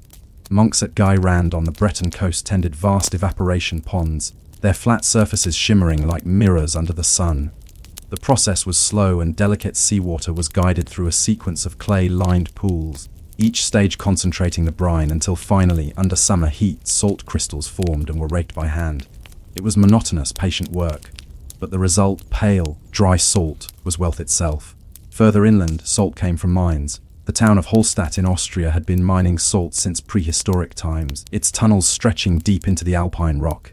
In medieval days, this salt fed the needs of Central Europe, transported by mule and barge. In England, the town of Droitwich was famous for its brine springs. Monks there collected the mineral-rich water and boiled it in great lead pans, letting the steam drift up from the monastery like incense. Wherever there was salt, there was life. And wherever there was life, there was power. The politics of white gold. Because salt was so essential, rulers quickly realized its potential as a source of taxation. In France, salt taxes, called ligabelle, became one of the kingdom's most hated institutions. They began in the 13th century and endured for centuries, growing so burdensome that they were among the grievances that helped ignite the French Revolution. But even before that, in medieval Europe, salt monopolies gave birth to vast fortunes. Cities like Venice, Lubeck, and Genoa owed much of their early prosperity to salt. Venice, perched on the edge of the Adriatic, controlled both salt pans and trade routes. It became the middleman between the east and west, selling salt to Germany, Hungary, and beyond. In the Baltic, the Hanseatic League, a confederation of merchant cities, traded salt for grain, furs, and timber. Ships from Lübeck and Hamburg carried barrels of salt northward to the fishing towns of Scandinavia, where it preserved endless stores of herring, a staple food for Catholic Europe during Lent. Salt quietly underpinned religion itself. Without it, the faithful could not abstain from meat while still surviving winter. The monks and the marshes monasteries, often established in remote or inhospitable regions, became key centers of salt production. In France's Bay of Bourgneuf, Cistercian monks oversaw intricate systems of tidal ponds, their labor as steady and rhythmic as prayer. In England, abbeys along the Wash coast, like Crowland and Ely, produced salt to sustain their communities and to trade with nearby towns. The connection between monastic life and salt ran deep. In their vows of stability and order, monks saw salt as symbolic, pure, incorruptible, essential. Christ himself had called his followers the salt of the earth, and in a more practical sense, the monks' discipline lent itself to the long, repetitive processes that salt demanded. They recorded tides, improved brine channels, and innovated with clay linings that reduced loss. It was not glamorous work, but then, neither was holiness. The salt of survival for ordinary people, salt determined whether they lived through winter. A peasant's diet in the Middle Ages consisted largely of grains, barley, oats, rye, supplemented by vegetables, a little cheese, and salted meat or fish when available. Preserving food required skill. Meat was rubbed with dry salt or soaked in brine, then hung in cool, dry air. Fish, especially herring and cod, were gutted, layered with salt in barrels, and left to cure. Entire coastal economies arose around this simple chemistry. In the Low Countries, the North Sea herring trade employed thousands. Ships known as busses ventured out to sea, salted their catch immediately, and returned home with barrels ready for export. Without salt, these journeys, and the commerce they supported, would have been impossible. Salt allowed Europe to urbanize. It fed the cities that fed the cathedrals, that trained the artisans, that wrote the chronicles we read today. The price of preservation: salt was precious, and that meant expensive. Inland regions, far from coasts or brine springs, often paid dearly for it. Caravans carried salt blocks over the Alps and through river valleys, where tolls and taxes multiplied. In Germany, traders from Löhneberg supplied vast areas by river, their profits making the town one of the richest in northern Europe. In mountainous areas, entire communities depended on the seasonal arrival of salt merchants. They traded grain, wool, or timber for small sacks of salt, enough to last through the cold months. A failure in transport, a flooded road, a war, a collapsed bridge, could spell hunger, and yet, for all its value, salt remained humble. It was never hoarded like gold or jewels. It was meant to be used, dissolved, consumed. Its worth lay precisely in its impermanence. Salt and faith: salt carried a sacred weight in medieval culture. In Christian ritual, it symbolized incorruptibility and wisdom. Newborns were sometimes given a pinch of salt to protect them from evil. Holy water was mixed with salt before blessings. At feasts, to spill salt was considered bad luck, perhaps because it wasted something vital, perhaps because it echoed betrayal. Even language remembers this reverence. A salutation is a greeting of goodwill, literally, a sharing of salt. To sit above the salt at a noble's table meant high status, to sit below it meant lesser rank. Salt divided classes, but it also united them. No one, however rich or poor, could live without it. The hidden empire of salt: by the 12th century, salt had quietly drawn the map of Europe. Trade routes linked Atlantic coasts to alpine mines, northern fishers to southern farmers. Wars were fought not over gold, but over access to salt pans and toll rights. When the Holy Roman Emperor Frederick Barbarossa granted salt privileges to the city of Reichenhall, it ensured that region's prosperity for generations. When Venice negotiated salt treaties with its neighbors, it guaranteed both profit and political influence. Even in faraway Africa, the gold of Malai and Ghana was traded for slabs of salt carried across the desert from Tagaza. The caravans that crossed the Sahara left shimmering white trails in their wake, paths of survival written across sand. Salt was the quiet current beneath all these exchanges, invisible but essential. The weight of a grain: if you imagine the medieval world as slow or stagnant, think of salt. It was never still. It flowed along rivers, across seas, and through mountain passes. It paid for cathedrals and wars. It flavored bread and mummified saints.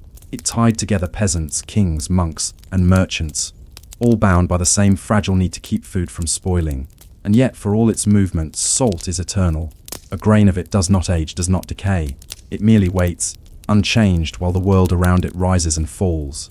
Perhaps that is why medieval people saw salt as divine, a small fragment of eternity resting in the palm of one's hand. The question of dependence: by the year 1200, Europe's salt routes stretched from the Baltic to the Mediterranean, from England to the Alps. It seemed that salt had secured civilization itself. But dependence breeds vulnerability. As kingdoms grew wealthier and cities larger, salt's control tightened, taxes rose, monopolies hardened, wars began to choke trade routes. The same element that had once united regions now began to divide them. And in that tension, between necessity and greed, between preservation and profit, lay the seeds of new conflicts that would shape the centuries to come. As the white crystals glittered in barrels and pans, no one could yet see how salt, the symbol of purity, would one day spark revolts, rebellions, and revolutions. For now, it was enough simply to live by its grace, to survive one more winter. But the question remained: when survival depends on something so small, who truly owns life itself? Those who need it, or those who control it? If you could walk through a European town in the late Middle Ages, you would smell salt before you saw it. The faint brine of barrels curing fish, the acrid steam from boiling pans, the tang of salted hides drying for trade. It lingered in the air, not just a smell but a system. Salt had become a structure of power. It was no longer simply mined, gathered, or traded. It was controlled. And control, in any age, demands obedience. The invisible tax, the first great salt tax in medieval Europe, was not born of greed but of governance. By the 13th century, European monarchies were expanding, organizing armies, building fortresses, maintaining bureaucracies. All of these required revenue, and salt, universal and indispensable, provided a steady source. In France, the crown introduced la gabelle, a tax that transformed salt from a daily necessity into a political weapon. At first, it seemed a practical measure. Each province had to purchase salt from official royal warehouses, where prices were fixed by decree. No one could sell or buy salt elsewhere. The result was predictable. A substance once common as air became, for many, nearly unaffordable. But the tax did more than fill the royal treasury. It reshaped France itself. The geography of inequality, the gabelle, was not uniform. Some regions paid high rates, others moderate, and a few, favored by politics or geography, were exempt. These free salt zones became magnets for smuggling. Traders carried contraband salt across borders at night, using forest paths and river routes to evade patrols. The smugglers, known as fox sauniers, became both outlaws and folk heroes. In Brittany and the western coasts, salt flowed from marshes like Guérande and Noirmoutier, where monks and peasants harvested it for generations. But even they had to navigate a labyrinth of fees and permits to move it inland. The crown called it regulation. The people called it robbery. Smugglers and sentinels. In the 14th and 15th centuries, salt smuggling reached extraordinary levels. Entire villages along the Loire and in the Auvergne turned to it as their main livelihood. Mules carried sacks of salt hidden beneath hay or wrapped in cloth soaked with vinegar to disguise the smell. Women concealed packets under their skirts. Children carried them in baskets disguised as laundry. Royal inspectors patrolled the roads, stopping travelers, searching carts, and imposing brutal punishments. Those caught faced fines, imprisonment, even execution. Yet the trade persisted. For some, smuggling salt was not simply a crime. It was an act of survival. One chronicler in the 1500s wrote bitterly, "The king eats with gold, and we eat with tears of salt." Of Venice, the empire of the brine across the Alps in Italy, salt was no less political, but its control was far more deliberate. By the 14th century, Venice had built an empire on salt. The lagoon city's merchants controlled not only their own salt pans, but also those of neighboring regions, Chioggia, Servia, and even distant Istria and Dalmatia. Through a mixture of treaties and military power, Venice established a salt monopoly that extended across the Adriatic. Salt was the foundation of Venetian wealth. It preserved fish, paid mercenaries, and underwrote the fleets that dominated Mediterranean trade. Every ship that sailed under the Lion of St. Mark carried salt in its hold, often hidden beneath other goods. And every rival city, Genoa, Pisa, Ragusa, envied that invisible cargo. It was said that Venice's salt warehouses smelled like the sea, but sounded like gold. Salt and the church, too, had long understood salt's power, both symbolic and economic. Many monasteries retained salt rights as part of their ancient privileges. The Cistercians of Les Rins, the Benedictines of St. Gall, and the monks of Ely all drew income from salt pans and trade. But as monarchies grew stronger, those privileges eroded. Kings saw ecclesiastical salt lands as untapped revenue. In England, King John and later Edward I taxed the salt trade heavily to finance wars in France and Wales. Monastic producers, once exempt, found themselves drawn into the same fiscal web as ordinary merchants. By the 14th century, the line between sacred and civic salt had blurred. The church might bless it, but the crown owned it. The Baltic and the fisher's fortune. While southern Europe's salt fortunes were shaped by politics, the north owed its wealth to fish and faith. The Catholic calendar required abstinence from meat on Fridays and during Lent, nearly 1/3 of the year. Fish, preserved in salt, became the acceptable substitute. The result was a vast maritime economy that stretched from the Lüneburg salt mines to the Scandinavian coasts. Hanseatic merchants carried salt northward in sturdy cogs, trading it for barrels of herring and cod, which were then exported south. This exchange tied together regions separated by language, law, and faith, all through the quiet commerce of salt. In Lobeck, merchants grew rich not because they caught fish, but because they sold the means to preserve it. The sea may have belonged to God, but salt belonged to those who measured it. The taste of rebellion as centuries passed, resentment towards salt taxes deepened. In France, the gabelle became synonymous with corruption. Inspectors grew rich from bribes, officials skimmed profits, peasants went hungry. Even kings recognized its unpopularity but could not afford to abolish it. Salt revenues funded armies, palaces, and pensions. During the wars of religion in the 16th century, rebels in western France repeatedly targeted salt warehouses and tax offices. The Croquants, peasant insurgents, destroyed royal depots, crying death to the salt lords. Later, during the Fronde uprisings 1648-1653, salt taxes again fueled unrest. When the people of Anjou and Poitou refused to pay, royal troops marched in. Villages were burned and salt seized as spoils of war. It was a grim irony. A substance meant to preserve life now served as a cause of death. The French monarchy's golden chain. By the 17th century, the gabelle brought in 1/10 of all royal revenue, an immense sum for a single commodity. To maintain control, France created a massive bureaucracy known as the Fermi Générale, a system of tax farming in which wealthy financiers purchased the right to collect taxes on the crown's behalf. They advanced money to the treasury and then extracted it, with interest, from the people. Salt was their most dependable income. These farmers general became symbols of excess and corruption, living in mansions while peasants rationed their salt like medicine. Still, the system endured. No reform could touch it without shaking the monarchy itself. In the words of one 17th century minister, "Remove the gabelle, and you remove the sinew of the state." The contraband kingdom, meanwhile, smuggling had become an industry of its own. By the 1600s, thousands of Frenchmen lived as fox sauniers. Some organized themselves into secret guilds, complete with codes and signs. Others bribed local officials for protection. The salt trails ran like veins across the countryside, hidden routes through forests, marshes and mountains. In Brittany, women carried small packets in baskets, pretending to sell bread. Along the Rhône, bargemen hid salt beneath cargoes of grain. In Normandy, coastal traders blended sea salt with sand to deceive inspectors. The state could arrest smugglers, but it could not suppress need. Even as gallows rose beside the roads, salt continued to flow. The global web. While Europe fought over salt taxes, the rest of the world entered the story. Portuguese traders carried salt to Africa and India. Spanish galleons transported it to the Americas, where it preserved meat for colonial plantations. In West Africa, caravans from the Sahara brought salt to the gold markets of Timbuktu and Gao. One Arab traveler wrote that, "To Gaza, the houses are built of salt, roofed with camel hides." Across Asia, Chinese dynasties perfected the state salt monopoly centuries before Europe, an empire-wide system that provided 1/3 of government income. Salt, it seemed, was the universal tax, the quietest, most profitable one on earth.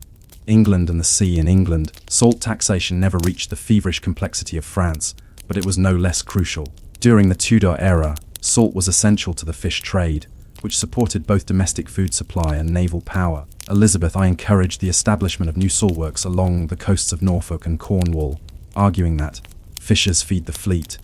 By the 17th century, however, England had begun importing large amounts of salt from France and Portugal.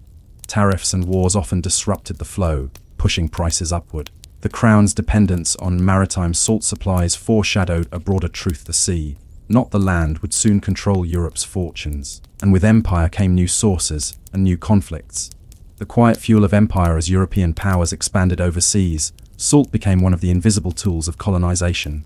In the Caribbean, salt pans were established on islands like Turks and Caicos, where enslaved Africans labored under a brutal sun, scraping crystals from the flats. The salt cured cod in Newfoundland, which was then shipped to feed plantation slaves, a grim triangle of trade built on preservation and pain. In India, the British East India Company would later take control of salt production, setting the stage for one of history's most famous protests centuries later, Gandhi's Salt March. Every empire needed salt, and every empire taxed it. The logic never changed, only the faces of those who paid. The unseen hand of salt. By 1700, salt had touched every part of life: diet, religion, trade, war, and law. Yet few spoke of it. It was too ordinary, too constant to inspire poetry or praise.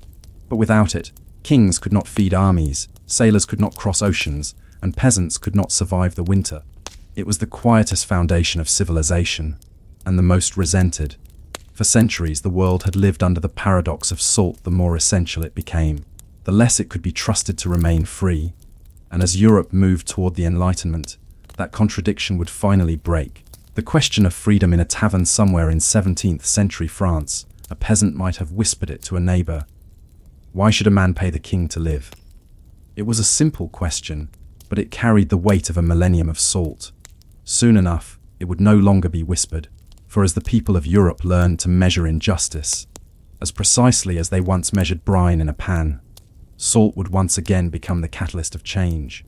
Not through famine this time, but through revolution. The story of salt is, in the end, the story of control, and what happens when people decide they've had enough of it. By the dawn of the 18th century, salt was still one of the most valuable commodities in the world.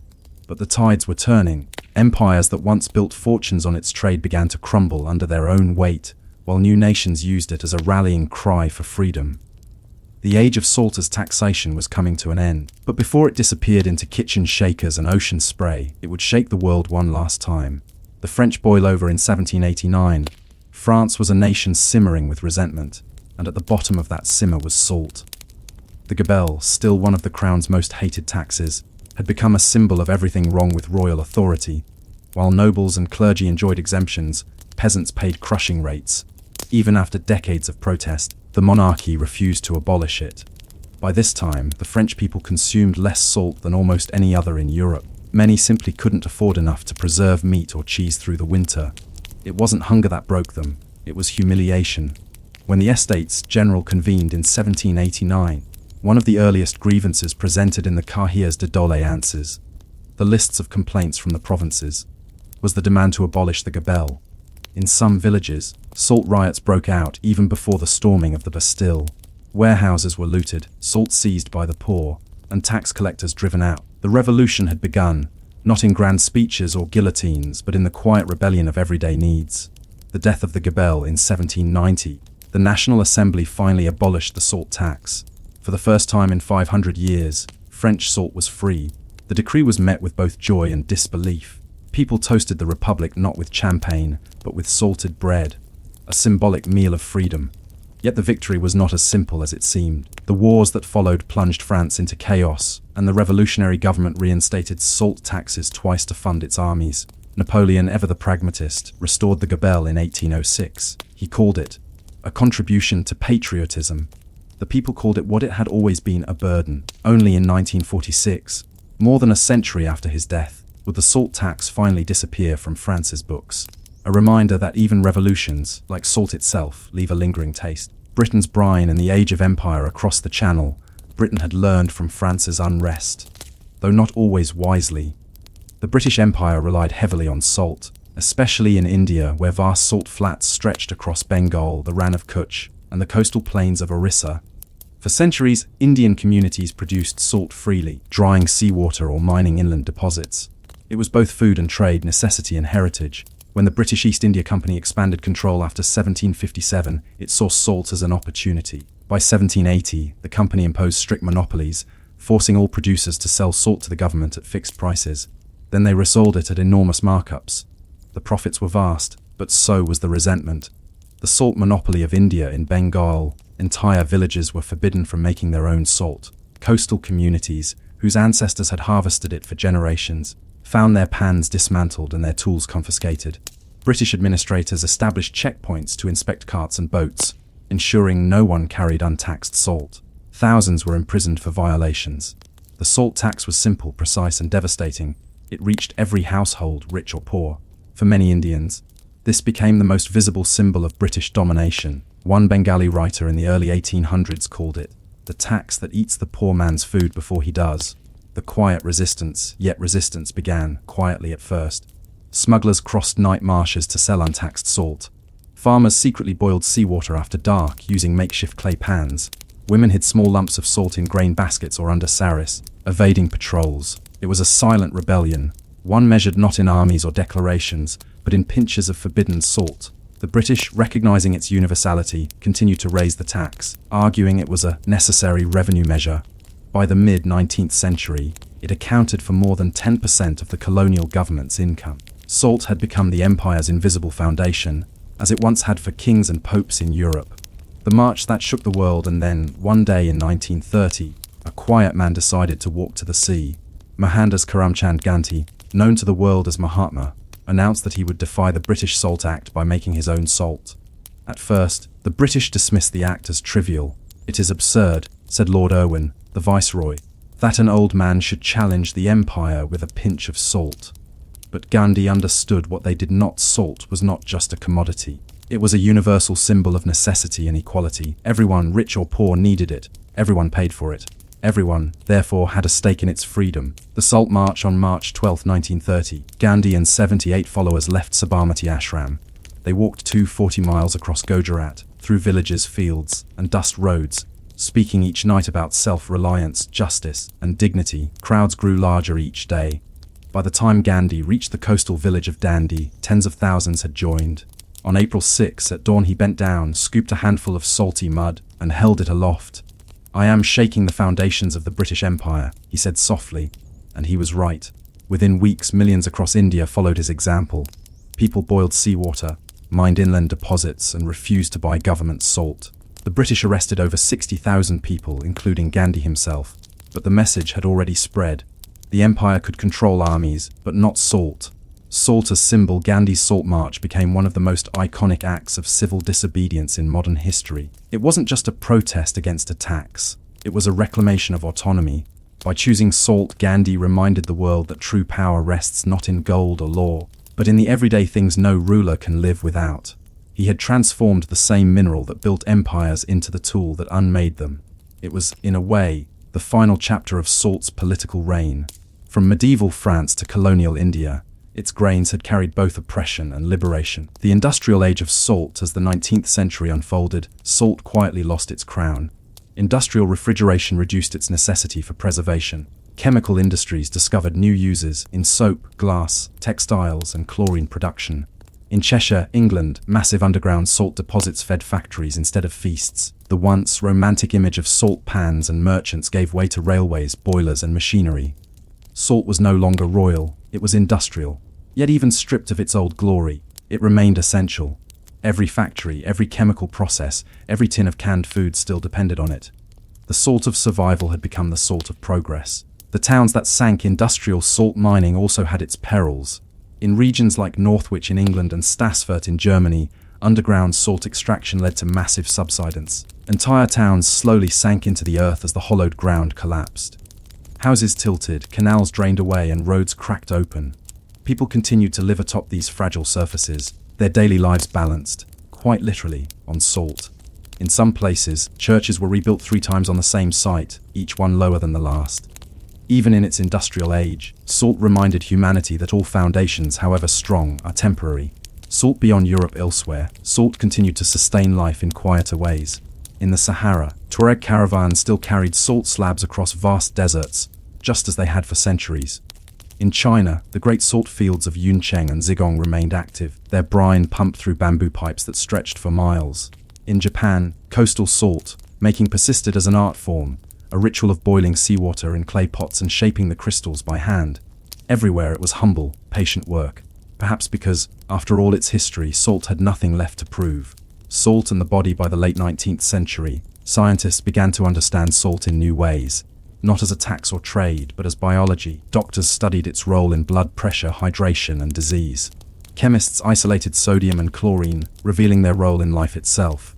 Salt was no longer an object of empire, but of anatomy, and yet its symbolism persisted. Soldiers still took salt as a sign of loyalty. Farmers salted the earth to mark revenge. To this day, a spilled shaker at the table carries superstition, a tiny echo of its ancient power. Even language kept it alive. The salt of the earth still means someone essential, honest, and unpretentious. It was as though humanity could not quite let go of the idea that salt meant truth, or survival. The taste of memory. Imagine, for a moment, an old man in Provence in 1850. He dips a crust of bread into olive oil, sprinkles a few grains of salt, and remembers a time when that act alone might have been a crime. Or a fisherman in Brittany, whose grandfather once smuggled salt under moonlight, now buying it openly from a market stall. Or an Indian villager, holding a small crystal in his hand, thinking of the man who walked to the sea. Salt, across its long and tangled history, had come full circle, from freedom to control and back again. The empire that dissolved by the close of the 19th century, the old salt empires, were gone. Venice's monopoly had crumbled. The French gabelle was a memory. The Hanseatic League had dissolved into history. Only traces remained: the shape of trade routes, the names of roads, Salstrace, Via Salaria, Saltaire. Even the word salary, from salarium, still carries the ghost of salt's ancient value. We still measure work and worth in the shadow of something once weighed in brine and tears. A pinch of reflection. Salt's story is not one of glory, but of endurance. It never sought power, yet it built it. It never chose sides, yet it fueled wars and revolutions alike. It outlasted kings, empires, and revolts, finding new purpose each time humanity changed. And now, it sits quietly on your table, a small reminder that civilization itself is built on the ordinary, the overlooked, the utterly necessary. If you listen close.